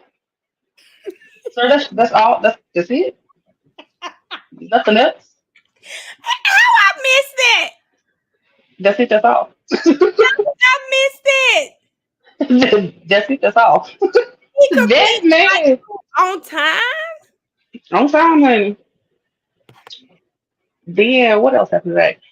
Still stole the show as he does. Oh yes, it is. Well, you wait a minute. Did you prefer Steele or Max? That's a hard question. It was tough today. Oh, still a Max. Because Max was definitely maximizing. I'm gonna say I always love Steele's approach. He always stays calm. He always like his demeanor when he's asking questions, and it's the way they work together. Like Max is always a little bit more energetic. Melanie, Max is extra. Erica, all he was missing today was them Fulton County Blues. That's it. He's always like extra, and then the way they subtly be like, "But didn't you just say?" And like they're catching them in lies. Like you are a officer of the law, and you are on that stand lying. Who don't know you lying? The jury not dumb. They know you lying, sir. What because all of a sudden you saw him doing his hands like this, but then he started moving to left to right on the podium. I said, "Well, okay, dramatics." And they saw how. Okay, I know this is gonna be bad because I really did think this. What's Squirrel Brain name? Detective Thorpe. Okay, Thorpe. They saw how when he was talking to Love, yes, ma'am, yes, ma'am. But when he was talking to Max and Steele, yes, no. Like his attitude kicked in. Well, was fanning out over Brian Steele. Not fanning out. I'm joking about fanning out, but you could tell he likes Brian Steele and has probably had interactions with him or something. But just by how he welcomed him, hey, Mr. Steele. Brian didn't even introduce himself. He was like, hey, Mr. Steele. I said, okay. I think he has a respect for him because, in all honesty, who can dislike that man other than Love? Mm-hmm. Like, and I don't understand. Like, he is so respectful even when he doesn't like you. He tried well. He tries. He has never been disrespectful to her. To Miss Love. When has he been disrespectful to her? Wait. Let me make sure I understand the question. Are you saying that Brian Steele has never been disrespectful to Miss Love? He has not. Child, he's been very respectful. Do you not remember when he told Miss Love he not coming to that bench? Respectfully, he's not coming. Baby, let me tell. I said now, Brian, you don't went too far now. Brian, he set a boundary. We have boundaries. He set a boundary. Respectfully, he's not coming. Because in all due respect, I don't respect you, but I'm Oh gonna keep it my God. professional. He's like, right. He definitely said slick stuff to her, Miss Parker. Is this Alethea? He definitely said slick stuff to her. Calls her Miss Unlove. Come on now. He said, love, he forgot her name. It's hard to call somebody who's so hateful love. It's just she's changing my view on love. Cause do I really want love? This what it is? Yeah, they do. They like Stacy said, they definitely got squirrel brain today. They did. They did. And Key said that Miss Love, what did you think about that, Erica? Key says that Miss Love was calling those bitch meetings because she know the internet has seen her, so she's trying to hide it. I agree. She was, because at some point she looked at the camera like, and you can tell like she doesn't want to be more embarrassed, and she's already embarrassed on herself because she keeps blanking. Like She glitches, like my son says. Oh, she glitching. Miss Love be up there glitching. she goes and she'll be talking, and then it's well, well, how can I say this? Ma'am, spit it out. Wait a minute. Like I'm reading this comment. I thought you said male spit it out. I was like, I wasn't saying anything. But you are right, but I think she can't spit it out because, especially during these objections, I think she yells out the objection and then has to think about what she wants to say. And that's the problem that I feel like is going on with Miss Love. She doesn't have a good faith basis for the objection. She figures it out after the fact. this is what was funny to me. She said objection when Steele was up. She said objection. Paige looked at her. She was like, I don't even know what the question is. And then Paige said, can you finish your question? And then she was like, oh, that's not what I thought he was going to ask. Oh, I yeah. withdraw my objection. You just know whatever he's going to say is going to make you look crazy. Yep. She's just objection. She was just ready, and someone was in the Lauren Crime chat counting the objections, and Brian still hadn't been up there long, but it was at like 15. It was at like 15. So Because how? she's just oh, Jamie is right. Jamie, one of my favorite parts of court. You remember that, Erica, when he said this lawyer? I said, oh wow. That upset Brian Steele because you never see him that mad. When he did that hand, it's like he wants to thump her on the forehead. That's what it felt like. And he should have. Now, was he going to be held in contempt? Probably. Would it be worth it? Absolutely. He I probably think that lady.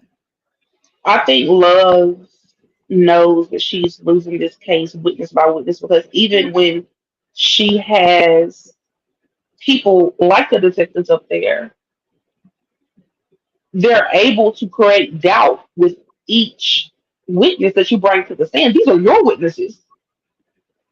And they're able to create that doubt with each one because if I'm sitting on the jury and I hear, oh, every time he's called to court, he's either shredded or lost his notes. It's hard to believe. Like that doesn't make sense to me because you know what type of case this is, and you're telling me that you hand over your whole file on this case and they don't even make copies of your notes. They don't ask you for your notes. Nothing. And at one point he tried to clear it up, Erica, and say that he does that after he puts them in on some other report. And I'm like, well, why isn't it in the report? You clearly don't do that.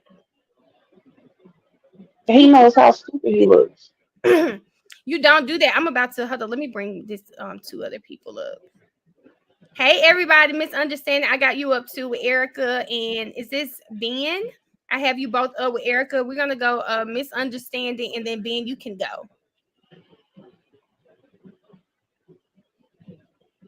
Hold on just a second. Isis, TT Melanie is sending you love. Just go take a deep breath because I know that baby didn't crack all your eggs. No. Just take a deep breath, Isis. I'm happy you got another 18 pack in there, and we are family, so you can tell us stuff like this. Go take a deep breath, Isis, because I'm mad for you. Ooh. She's sorry. She didn't do it on purpose. He It said was an accident. it was an accident, Isis. Remember that. It was just an accident. It was just an accident. Wait a minute. Stacy said she came on the live the other night when we were drinking Red Bulls. Stacy, I don't know what came over this chat. We were about 500 strong for about 5 hours. I think, what time did we get off, y'all? Was it like 2? Isis, that's who y'all to be mad at. Is the daddy, Isis. But misunderstanding, are you up here? Bina B?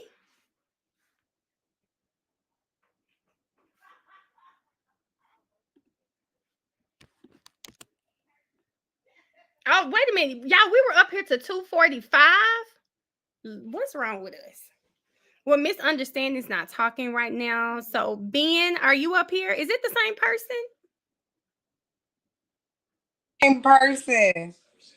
Hold on, who's talking? That's me.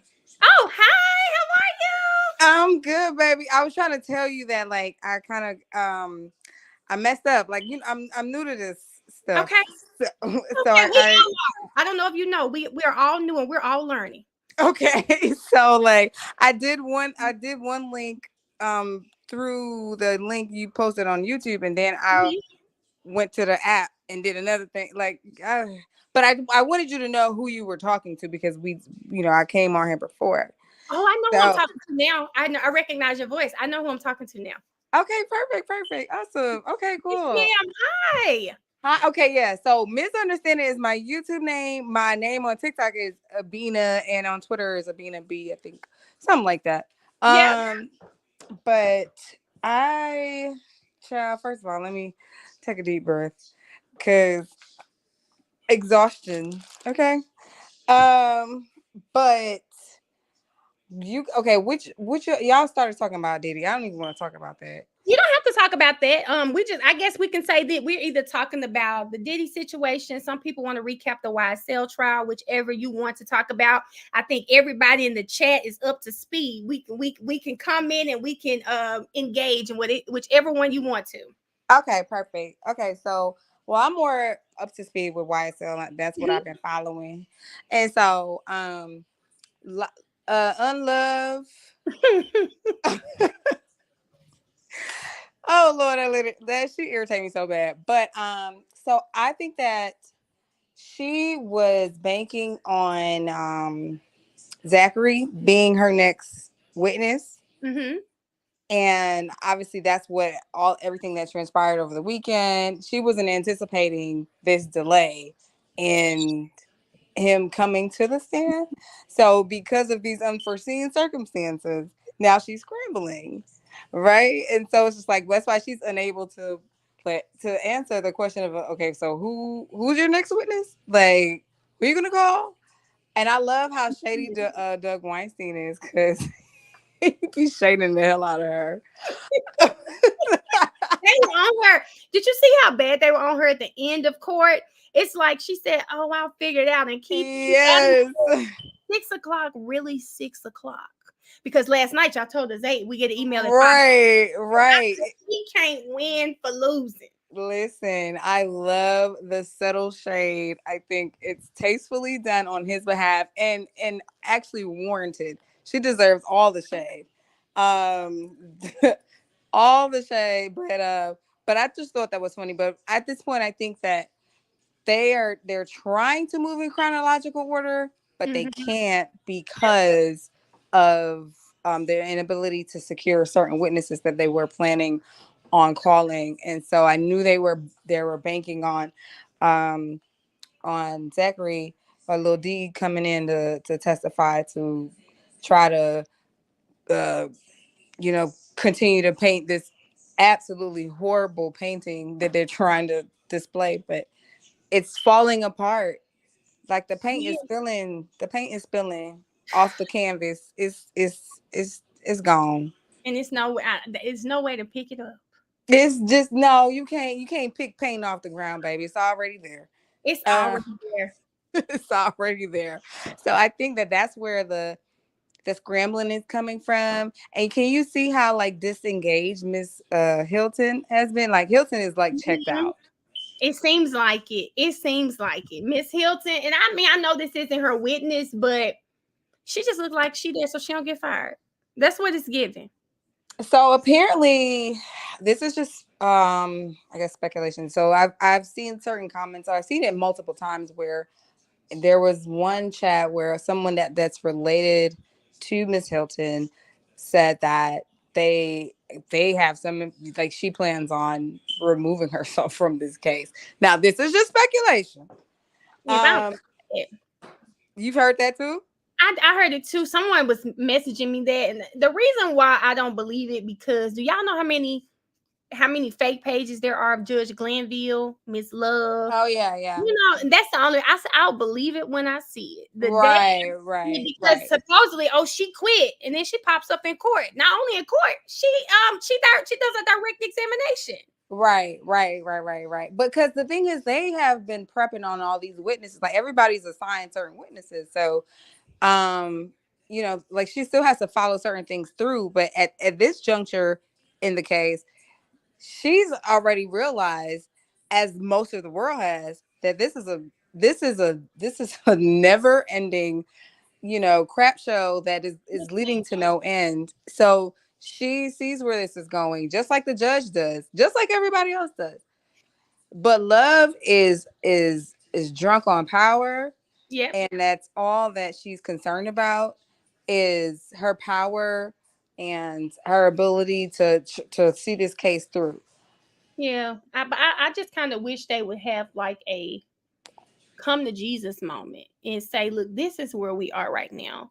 Because every witness does nothing but just give us more reason to doubt their case. Detective Thorpe, do y'all want me to believe that man really went to McDonald's? He really went to those other places and he did not make note of it?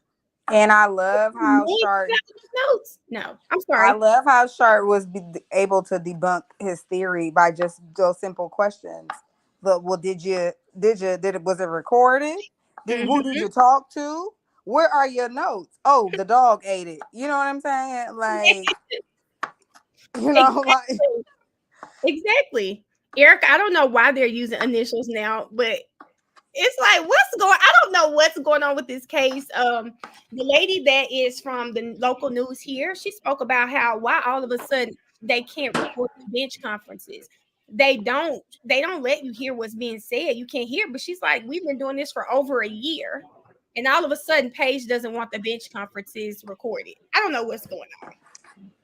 Because Paige, I look to her as the mama. She talked to Love like a mama, just like how Love be talking to all the witnesses like she they mama.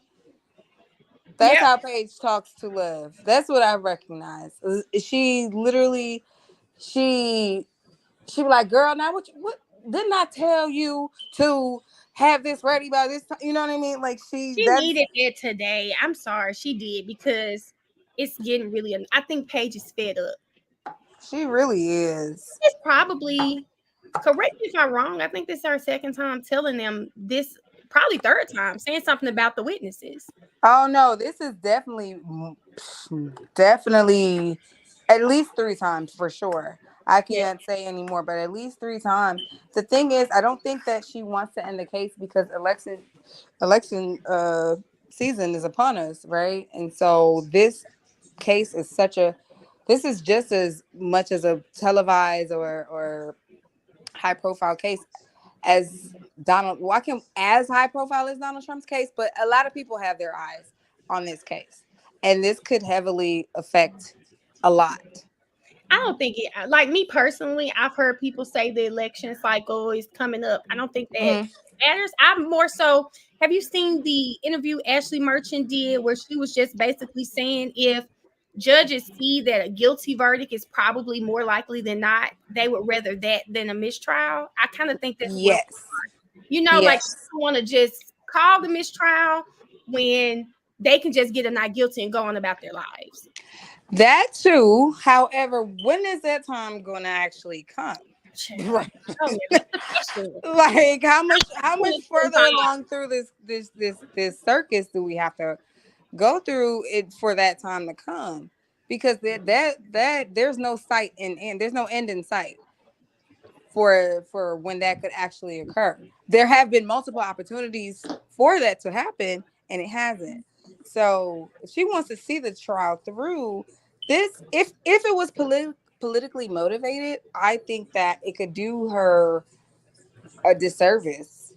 If anything, I mean the way how people are behind this case on the defense's end, and the person that's running against Fannie, you know, she's already declared that she will throw this case out if she won. That in But itself, it's not enough for She's my trying to vote. get that black vote. Yeah, it's just not enough of for my course, that's cool. You can get my black vote if you're gonna let these black folks out. Okay. Oh, but it's not just them. But Like see, that's the yeah, scary part with Ashley Kramer and what she's doing is I think people she here's the thing. They say if you want to what is that, if you want to hide something from a person, put it in a book. She's making Mm-hmm. her the fact people won't go research her politics and who she is. And y'all know I don't like to talk politics. So please Right. no, I'm talking politics. I'm speaking of her specifically.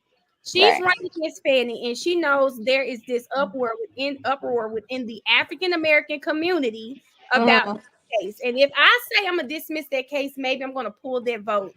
But people will have to really do their research on both, and it's almost like you got to pick the lesser of two evils. and I But could isn't rather that stay with what the demon Donald I Trump know. did? Didn't Hold on, Donald What Trump she do that with Kodak Black? He let Kodak Black out of jail. girl, Kodak Um, ain't never swayed my vote ever. Well, ever. he did that after he was already in office. It wasn't like a political, like you know, as a campaign ploy. But what I'm saying is that I think this is a part of her because she's on a smaller scale level. She know Atlanta is a very, I mean, it's a big city, but it's a tight niche when it comes to the Black community. It's very closely niched in this jurisdiction, and I live in Fulton County, so I my vote counts for Mm-hmm. something. Definitely Um, does. and so everybody is just like on the side of we need to find a way how to get these I can't say who's innocent, who's not, but Yeah, this is true. really ridiculous. I agree. How it's going on. If y'all want to prosecute people individually, do that. But to allow this to carry on for almost 2 years at this point and have these men sitting in jail when under the Constitution they're supposed to be deemed innocent until proven guilty is crazy. Well, Miss Love every day, baby. She doing a terrible job. Hold on, guys. Ben, are you on here? That's me. That's me. You were telling me you're on 2 pages. Yeah, that's me. That's me. Like, so cross that out. That's me. I was trying to put Bina, but the A turn girl, just yeah. That's me. Sorry. Yeah. You know what? You want to know? Go ahead, Eric. I'm sorry. I was reading something. Go ahead. I wonder if the attorney general could step in at any point. Do you know? We should look that up one day. Honestly, so this morning when I was getting ready for court, what I thought, I want like to do my part on us to be as educated as possible. So I really wanted to look into that, Erica, and see like if we did a mini civics lesson and kind of see what could happen, because we're always saying, oh my God, can the Supreme Court step in, when we all know it's a process, right? There are levels to courts. So I think that would be good for us to do one night, is kind of understand how this works, because that's a really good question. I can't answer it, but I will say this. I think everything has to go through this journey. They can't just say, stop this case. It has to go through what it has to go through, unfortunately. Well, I will say this. I still have my law school books, all my textbooks from law school. Okay, then. Okay, you're gonna be up here one day at 3:00 in the morning with us. Listen, listen, I come alive in the nighttime, so I don't have no problem with that. But the only thing is the law is ever evolving. So what's in the textbooks that I had to study from when I was in school it could still be the law, or there's some things may have changed, and I'm sure there are a lot of things that have changed. I mean, but I could give some context for certain things, and then we can go from there based off of the foundation of the knowledge that I have. Well, we can From find what it. Listen, you bring your books, and everybody on here, we're a team, so we can find the answers to our questions. Oh no, for sure. I mean, So shit, Google is free. Bring them books, and then we just Girl, I got them. I got the federal rules of evidence. I have civil criminal procedures and all of that. And a lot of those things are based off of constitutional rights. So a lot of it hasn't really moved much for those major things as far as like rules of evidence and criminal procedure. But there are some intricacies within the law that may have changed, or there are some things that are debatable, and that is worth exploring and discussing to see where they are with it now, because I can't say with any great degree of certainty that that's what it is right now. So I can just go off of my foundational knowledge that I have from my training in school, but that's probably may or may not be what it is now. So I can't say, but I'm willing to be a part of the discussion to provide some insight and context. That's all we need. Everybody because I'm glad Erica brought that up, because that's something that was on my mind this morning. I was like, I know we do a lot of recapping on court, but I think this case has made all of us really, really want to understand the law more, and what we keep hearing, how is this happening? Why is this happening? So I think it would be very beneficial for us to kind of really sit down and kind of understand what's going on. Now, Miss Fabulous, I know you're wrong talking about we're gonna be in this case to 2026. I repeat that in the name of Jesus.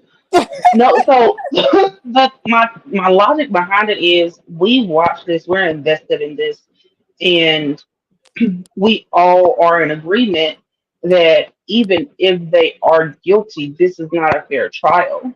So even though the majority of the people watching are not actually in Fulton County, we still have voices. We as the American people, if we can write letters, make phone calls, that's simple. You know how much I write in a day? Like, So what I say, y'all know I'm gonna write a letter. Okay. yeah, like I can write you a letter, a real good one, and we can get with black law student, I was get us just some about to case say law, that. I was just about to say that. get us some case law, because honey, I personally, I don't know if these men are innocent or guilty. Now, do I think some of them did some of the things they said? Absolutely, but this trial and the way it's being handled is not fair, and it looks ridiculous. As a unit, the American people look crazy right now. Like there are other people in other countries watching this case laughing at us because of Fulton County, and that's crazy. Yep. Hold on. They should be ashamed of themselves. Hey, you guys that's Now, talking what was shown on the news, is that like recent? Because I'm trying to find it so I can play it on here. They're saying, because I think we're all under the understanding that the doctor has to release Lil D, but the thing about it is, how does releasing him in jail, like how is all of that going to work? So I would love to pull it up so I can read it. So do you guys, was it Ashley, was it on there today? Hey, Ariel. not to distract, but did y'all hear about the guy who won the $100 million settlement against Diddy because Diddy didn't come to court? Yeah, but he's contesting that, and that's just that's called a default judgment. And default judgment is simply you file a lawsuit against somebody and they don't respond to it, so then you ask the judge to issue a default judgment if it's not contested. So that's what happened, and Diddy responded, or his lawyers responded by saying, we didn't even know that this thing was still ongoing, and they're requesting a stay so that nothing happens after the default judgment. Because if you're issued a default judgment, then you can apply for a lien against property of value in order to get your judgment. Yeah, so So I think from what I understood, they offered him $1 million or something like that, and he was like, no. And then Diddy was trying to sell a $65 million house, and he's trying to he was liquidate his trying to do assets. that. I don't think it had anything to do with the $100 million settlement, because I really thought he had so many lawsuits and so many legal issues going on at the same time. I don't even think that he thought that wasn't even a thing he had to worry about. So apparently this lawsuit was filed years ago, some man in Detroit or something like of the sort. And so it kind of just,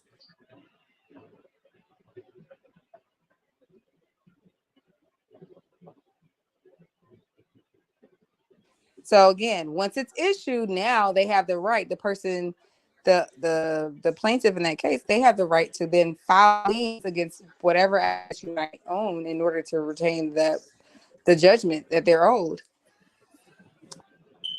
So now they're trying to dispute it now after the fact, but the whole point of a lawsuit is that you need to respond when you were presented with it. But he's saying he never received it, or whatever his argument is. But it's too late, my guy. Let me see, y'all. I never I don't see the article you guys are talking about. The only one I see is from 11 What hours article are ago. you looking for? For something about Lil D and saying like his doctor would have to release him. There may be just something that came out, because basically it's saying what we already knew. The ones that I'm seeing from 11 hours ago. Y'all, this is on Yahoo. That's what's amazing to me. Queen, like, I know Miss Love is ticked because this is like national news. Everything they have about his sickle cell, they have how he was hospitalized 10 times within the last 4 months. They have everything on there. JP, where you been? 6 months. Okay. Hello. Okay, thank you, Ashley. Let me look. So someone, she sent it to me on TikTok, y'all. Let's find it. Straight up, there's a lot of fucking going on. Oh, my bad.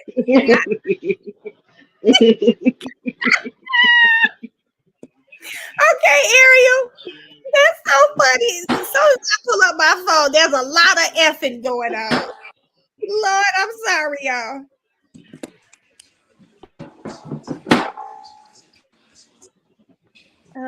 Hold on, y'all. Let me find it. Ashley, what's your name? What's your name on TikTok? Oh, it might be in these requests. I got it. Oh, it's on YouTube too. So I'm Who's trying to. shopping? What you cooking? I'm hungry. Oh shit, my bad. Y'all can hear that. My bad. Listen, I'm over there, done it. what you cooking? I'm okay. They said who's cooking? Yes, ma'am. Oh shit, I'm so sorry. I think I can hear that. Oh, that's funny. Sorry. I definitely took the easy way out. I just want Mel to understand she has 22 minutes to do what she gonna do on this live. Yeah, you're right. They said chopping them peppers and onions. That's exactly what I'm doing. JP, it seems like it. Okay, I'm gonna pull Ariel up. Misunderstand. I'm gonna pull you down and pull Ariel up. Okay. Okay, no problem, baby. I'm gonna pull you down. So I'm just gonna remove you off the stage. Okay. Okay, no. Okay. All right. Oh yeah, y'all. Hold on. Hey, Ariel. Hey, Mel. Hey, girl. What's going on? Not too much. I just want to say I think Little D is actually released from custody, because if he was still in custody, Love will automatically know his status, because he'll be a ward of the state. You get what I'm saying? So I don't think he's in custody anymore if they have to go through his lawyer. You think but I thought they would have to go through his lawyer to talk to him. No, so she said to go through his lawyer to see like when they're gonna be releasing him and all that, like when he's gonna be able. Okay. So he's if he was in jail, the officer would be with him, and the doctor would be giving the officer the information, so the officer can call the jail or the prison or whatever, like, hey, this is the status of this person. We'll be on the way back. We'll be on the way back this amount of time, or no, we need a release, because they'll have an officer to come relieve the other officer, so the other officer can go home after their shift. So I don't think he's in custody anymore.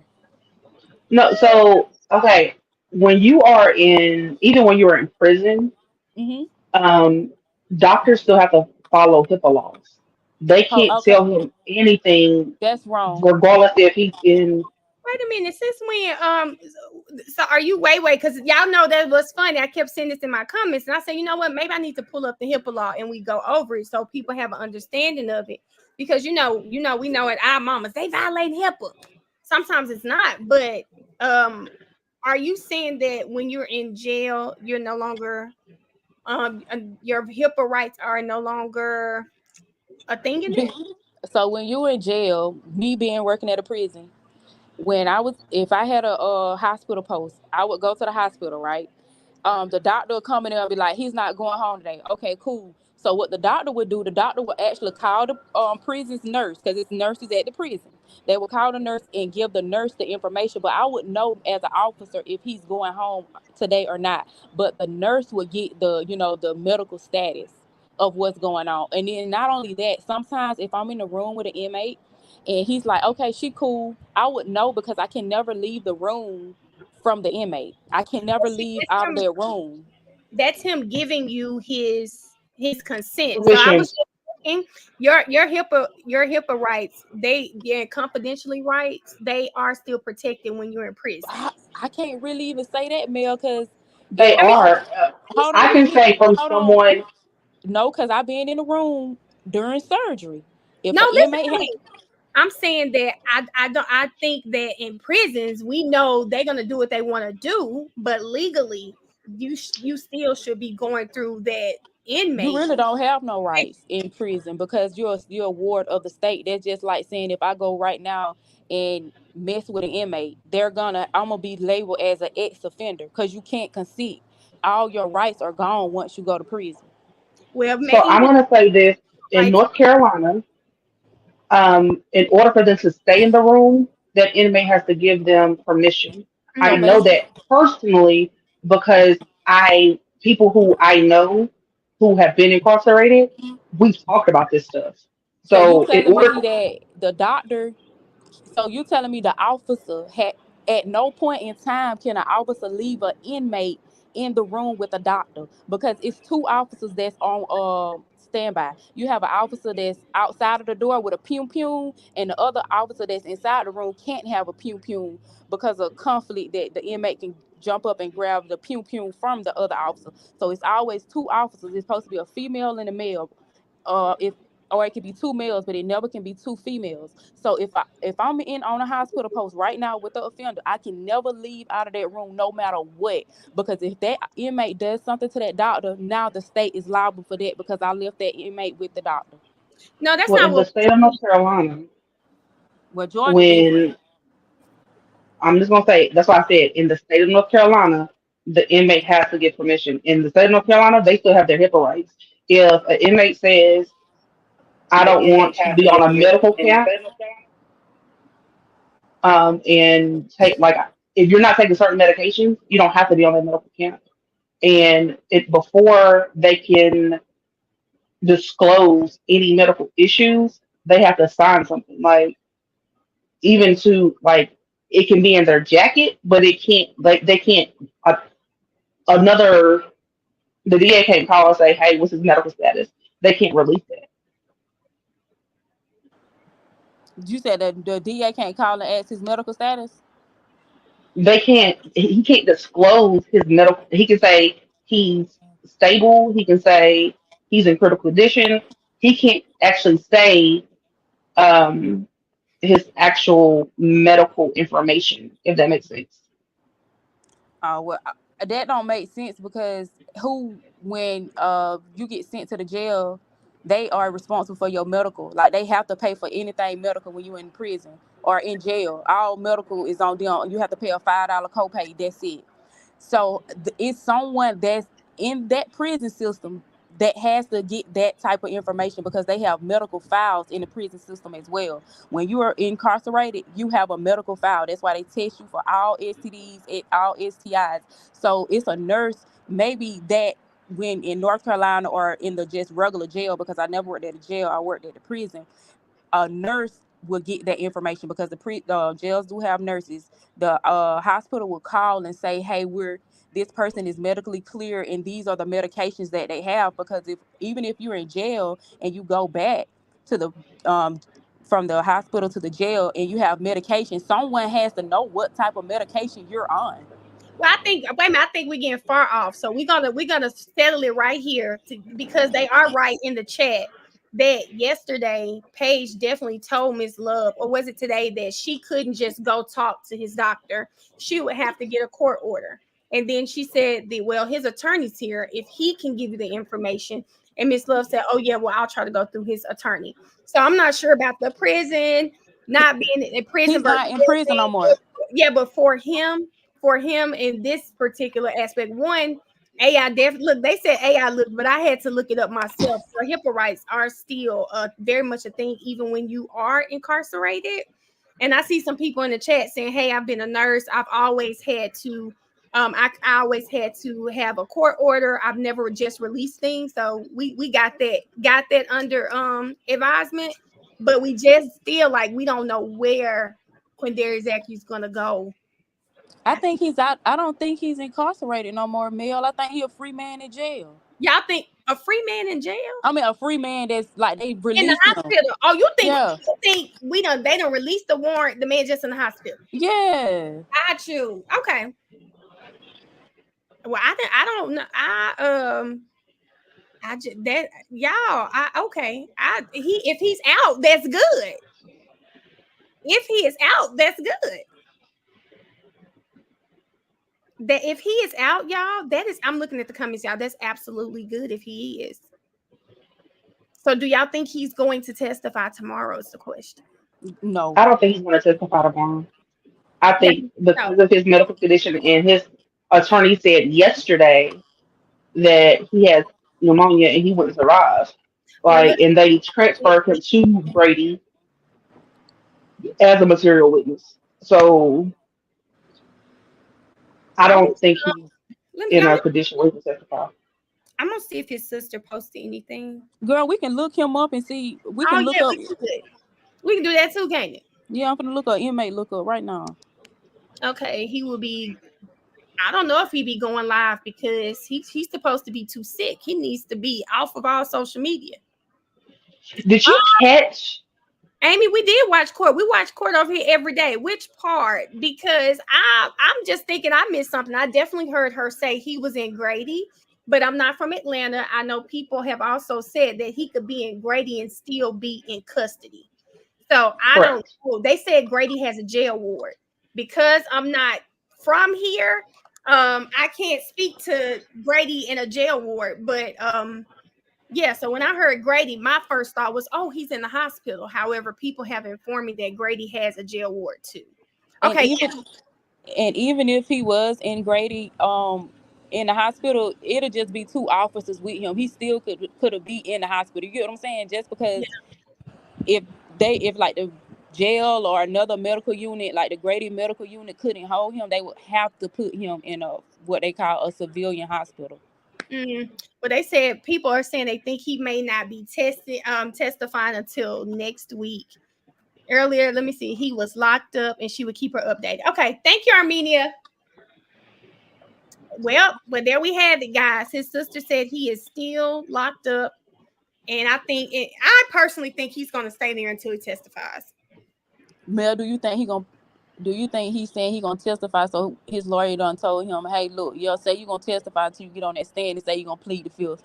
I don't know. I'm a little scared. I think Frederica's not on here right now, but Frederica said about that forced immunity. I'm a little scared they may try to pull that too. Can they do that with him not having? So here's the crazy thing for me. I would be lying if I told y'all I knew everything that dealt with him. I know what he went to jail for. And I was just reading the article, and the article said too that he's mentioned in those factual acknowledgments from Moontung's plea deal. Moontung has the plea. He doesn't have any pending charges. He doesn't have a plea or anything. So I'm wondering, why would they but Woody didn't have a plea or anything when they forced the immunity on him. I just don't know what they're going to do. I don't know what's going to happen. Keith said he's not on the inmate search anymore. I just want you to know you got 10 minutes. Thank you, Erica. Y'all, he said he's not on the inmate search anymore, y'all. See, that's what I was like. When Love said she would get to with his attorney to see when he was gonna be released, she could have just called the prison and be like, "Hey, do y'all got any update when this offender gonna come home?" That's why I felt like he was out. Yeah. Okay, Ariel. Now I get what you're saying. Like, so yeah, I agree with you with that. Like, she can't ask, like, is there an ETA? I thought you meant like she could ask like his medical information. Yeah, and then like what I was trying to say, maybe the officer couldn't get information, which I used to get it, but the nurse at the jail would have knew. You get what I'm saying? Say, hey, no, it don't look like he gonna be coming back to the jail no time soon, and Love could have went off of that. Y'all, Miss Love should be ashamed. I think y'all are absolutely correct. I don't even have words. And I mean, but let me say this, and let me see if I'm crazy. Ariel, Erica, chat.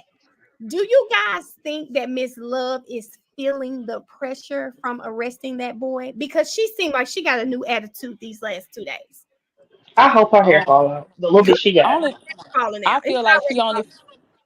Oh, go ahead. I'm sorry. Everybody No, talk before me. I'm done. I only feel like she feels bad because we know. Because she already knew what she was doing. You know, like with a conscience, you're gonna be like, nah, I'm not gonna even take it there. And she has children. I feel like she didn't feel like nobody, she knew that he wasn't gonna be able to afford an attorney and all this. But when everybody started backing him and it came out, she ain't shamed. She don't feel bad what she did. She just embarrassed that we know. Oh, I think so too, Ariel. I think so too. I think she did a lot of. I'm sorry. Go ahead. No, that's it. No, I think she did a lot of stirring the pot hot in her hand in the past, and this is the first time like it's been caught like in the moment in real time. And if I'm not mistaken, somebody said that she was in prison when he was arrested, and then his family said she was. I don't know. I don't know, but she was missing from court, which made me believe she was in that back seat. And when they pulled up on her, you know how they have the dark tent, slowly let that window down. She makes me feel like it was one of them numbers going on. And then And you I know think what's that has real. a. Go ahead. I'm sorry. Go ahead, baby. You know what's real scary is she embarrassed because it's been so much coming out about her corruption. She trying to save her name now. Everything about this case is not about what nobody did. It's about proving that she did the right thing every step of the way. Hold on, y'all. Sassy C. Not you talking about Miss Love. What would he say? Gonna be on her knees begging again. In the nut juice.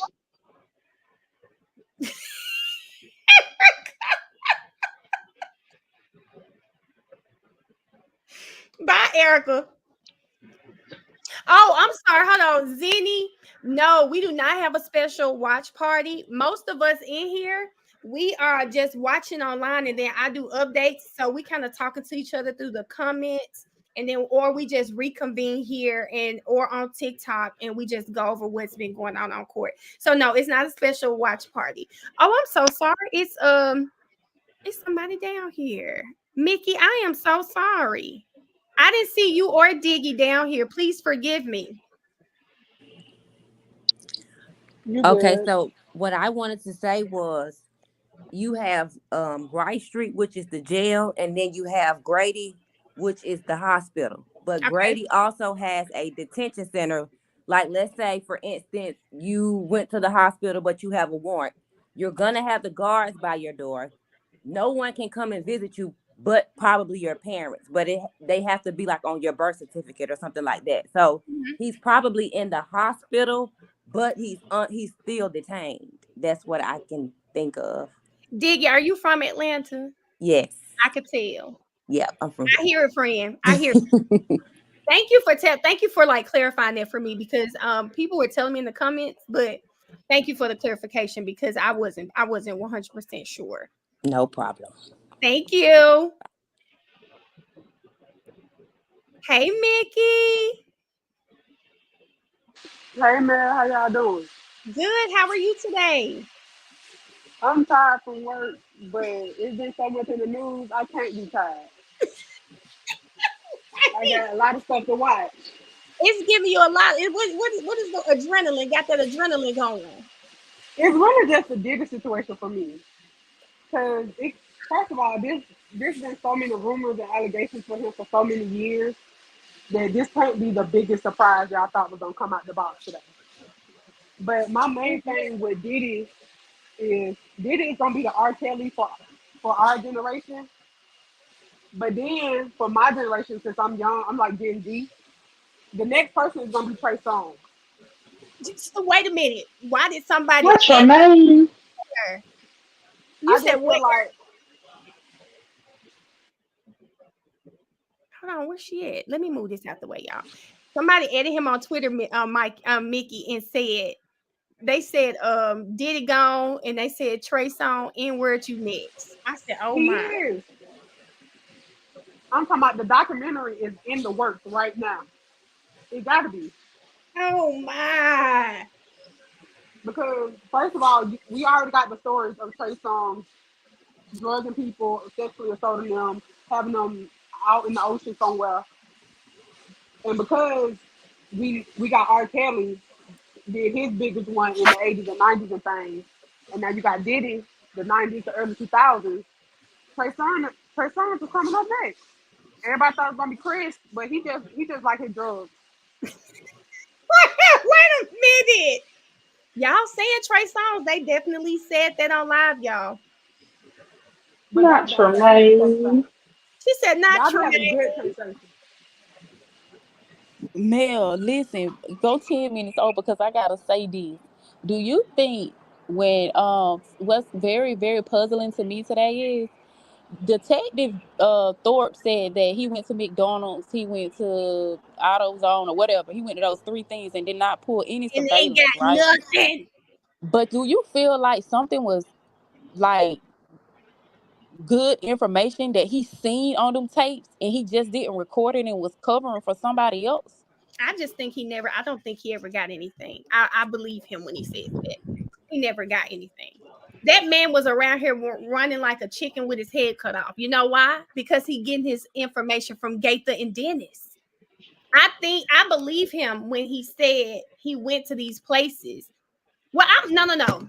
Let me say this. I don't think he saw anything, and that could be two things. He went, there was nothing, or he never went because he didn't document it. It could be it could be one or two things, and you have to think of the victim as well. I Cause hear you know I what? have police, but think of who the victim was. That man said he from Cleveland Avenue. He know what goes on in that hood. Probably didn't give it 100%. But what's crazy is a lady was like, one of Nut brothers was pewing back, and that bullet ended up shooting him. So Someone I said was like, okay, why wasn't the surveillance all of a sudden wasn't even working at the barber shops or at that angle across the street? So did that surveillance show that his brother mistakenly pew him, but they actually wanted the people that even caused it? So that surveillance left. That's why I'm kind of in the yeah. middle of it. Thank you, Ariel. I've heard that before, that maybe it was someone accidentally did it trying to fire back. I've heard that one before too. I'm gonna go with what I think Armenia. I just had it up there. I don't think they properly investigated the case, and I think Detective Thorpe has done a great job showing us that while he was on the stand.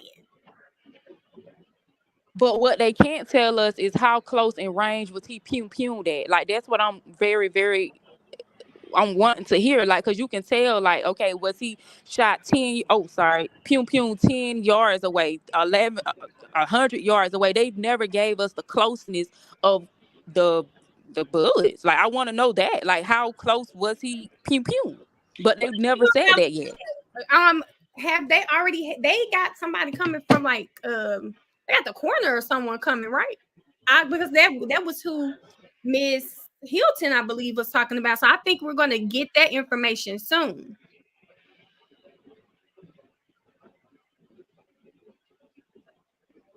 Handgun.